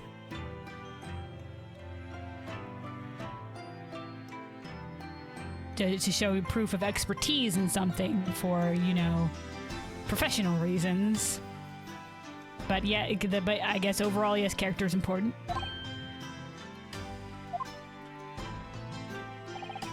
And you've witnessed ample evidence of this man's exemplary character today with your own eyes. From the early hours of this morning until this very moment now. Despite contending with the passing of his close companion, and despite the accusation of guilt, This man has shown resourcefulness, intelligence, and above all, courage.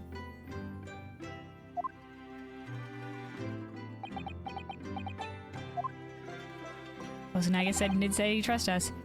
Very well. I'll think of a clever way to word my report to the Department of Justice. Inspector! After all, I did make a promise, didn't I? I said that I'd do anything at all to make up for my shortcomings here. Oh, thank you, Inspector. If you'll excuse me, I must pay a visit to the captain's quarters, I think. I need to discuss what to do next and how best to make my report. Alright, Godspeed, Osunaga. Dealing with all the back-end shenanigans. Are you really prepared to attempt this, Mr. Naruhodo? Yes, I'm going to try. I wonder, would you consider teaching me what I need to know?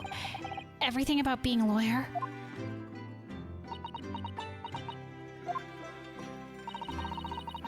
I would be delighted to help you. I am a judicial assistant after all.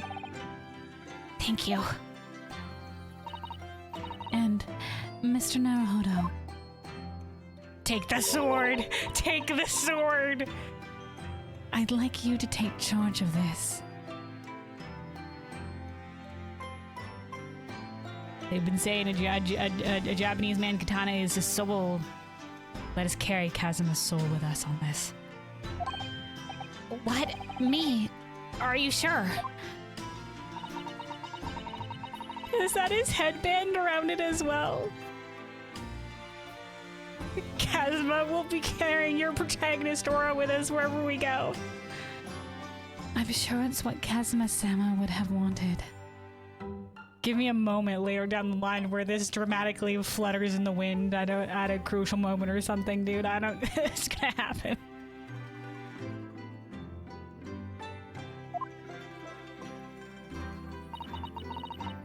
Its name is Karama. It's a great sword that's been in the Isogi clan for generations. Oh, okay. Very well. I accept. I'll treasure it always.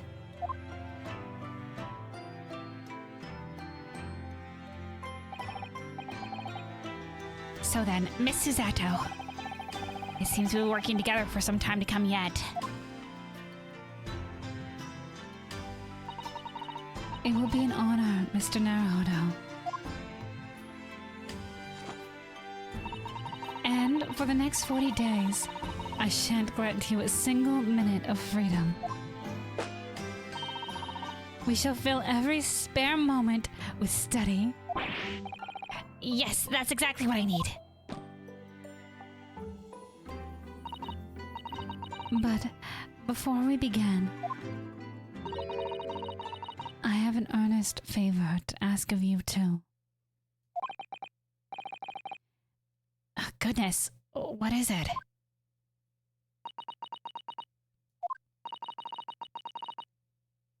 What? Please throw me to the ground 3 times. What, to make up for her doing that 3 times to us? What? I should never have doubted you. You are Kazuma-sama's closest friend. Of course, you would never have done anything to hurt him. That should have been obvious to me from the start. Should have believed us. Like Kazuma said, though, to be able to believe someone. To believe in someone that strongly. Even in the face of evidence that may contradict it. To believe that, no, it can't have been the case. It's not something everybody could have done. That's what made both of them good lawyers. To believe.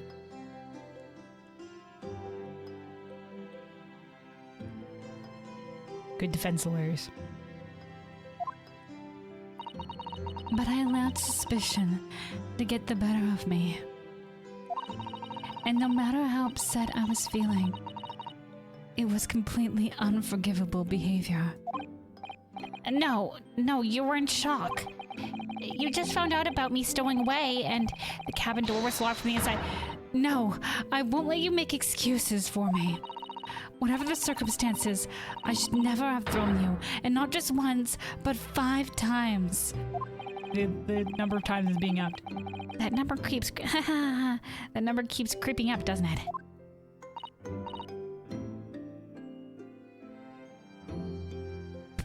Please, you must. Just take hold of me and throw me. Do it. Don't even think about it. No, we couldn't do that. No. I don't even know how. I've never thrown anyone in my life. That ain't wise, Mr. Naruhodo. It isn't a skill one acquires without considerable training. Oh, Mr. Sholmes. I observed your throwing technique several times with great interest. I confessed I was most impressed. Oh, Susato's throwing thing? When did he see that? Multiple times. I presume that would be a form of Japanese wrestling. Oh, well, in a way. It's not wrestling, but my own interpretation of an ancient jujitsu technique. Apparently it's called the Suzato takedown. Leave your head swimming, believe me. I've experienced it 3 times and up, apparently. How beguiling. I'm a practitioner of the combative arts myself. I'm a somewhat accomplished boxer. And there he goes, dancing around again. I wonder if you'd be so kind as to instruct me on the technique of your arresting throw. Yes, I'd be honored. Then let us not dally, demonstrate, my dear madam. But he's gonna demonstrate it on Ryunosuke? She's gonna demonstrate on Ryunosuke? Oh, of course. We learned nothing. Are you ready, Mr. Naruhodo? Sorry? Hey-ya! Yeah, of course she is. As you can see, you throw from the abdomen. Oh yes, arresting indeed, and that is what you term the Suzato takedown, is it? Actually, no, that was a Suzato squash. Oh wow, there's different versions of it. Alright, and there we go, but what about the cat? But what happened to the cat? My groggy state of consciousness. A scene from the evening recently spent with Kazuma flickered into my mind. What? Kazuma? My boy. Karama. That's right. It's a prized sword that's been passed down through generations of the Asogi clan. I can't believe you managed to get permission to bring it with you. I mean, taking a katana on a study tour is more than a little irregular, surely.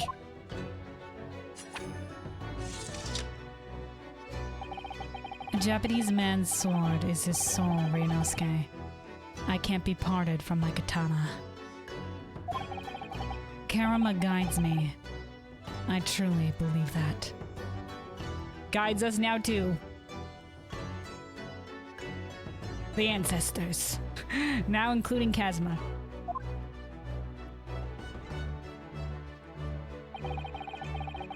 So its name compels its wielder to slice evil in 2. Not that you would need much compelling. Slice evil in 2, dude, let's go. On that subject, there's something very important that I have to do in Great Britain. And I'll sacrifice anything to make it happen.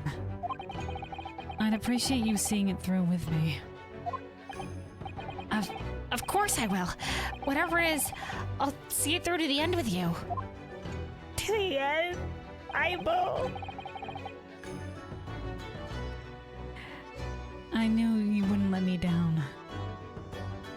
Aibo being partner in Japanese because he always calls us partner. I assume in Japanese he calls us Aibo.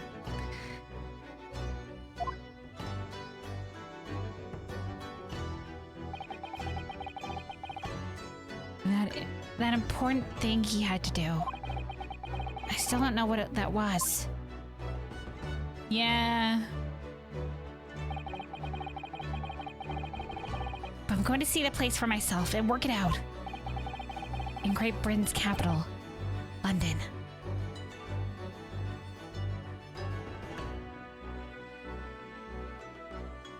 End. Okay, but we still have the missing cat? But the missing cat? Oh, we got an achievement for completing episode 2. All right.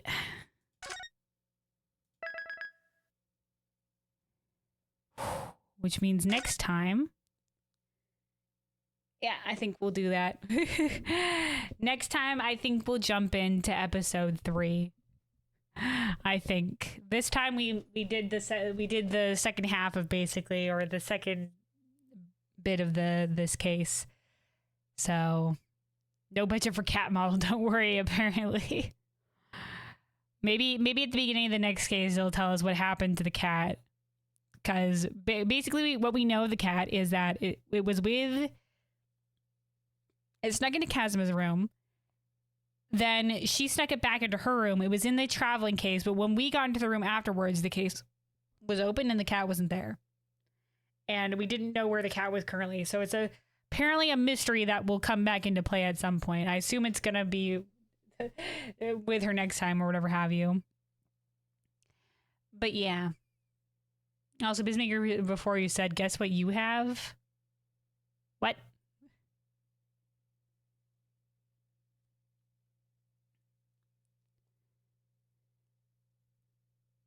But man, yeah, that's the end of the second case. That's the end of the second case. We've figured out what happened to our dear friend Kazma. Our boy. Our dearest friend. We're going to carry on his legacy. We're going to do what he can't anymore. We're going to go to Great Britain and fulfill whatever mission he apparently had. Who knows? With now the Katana Karma to guide us.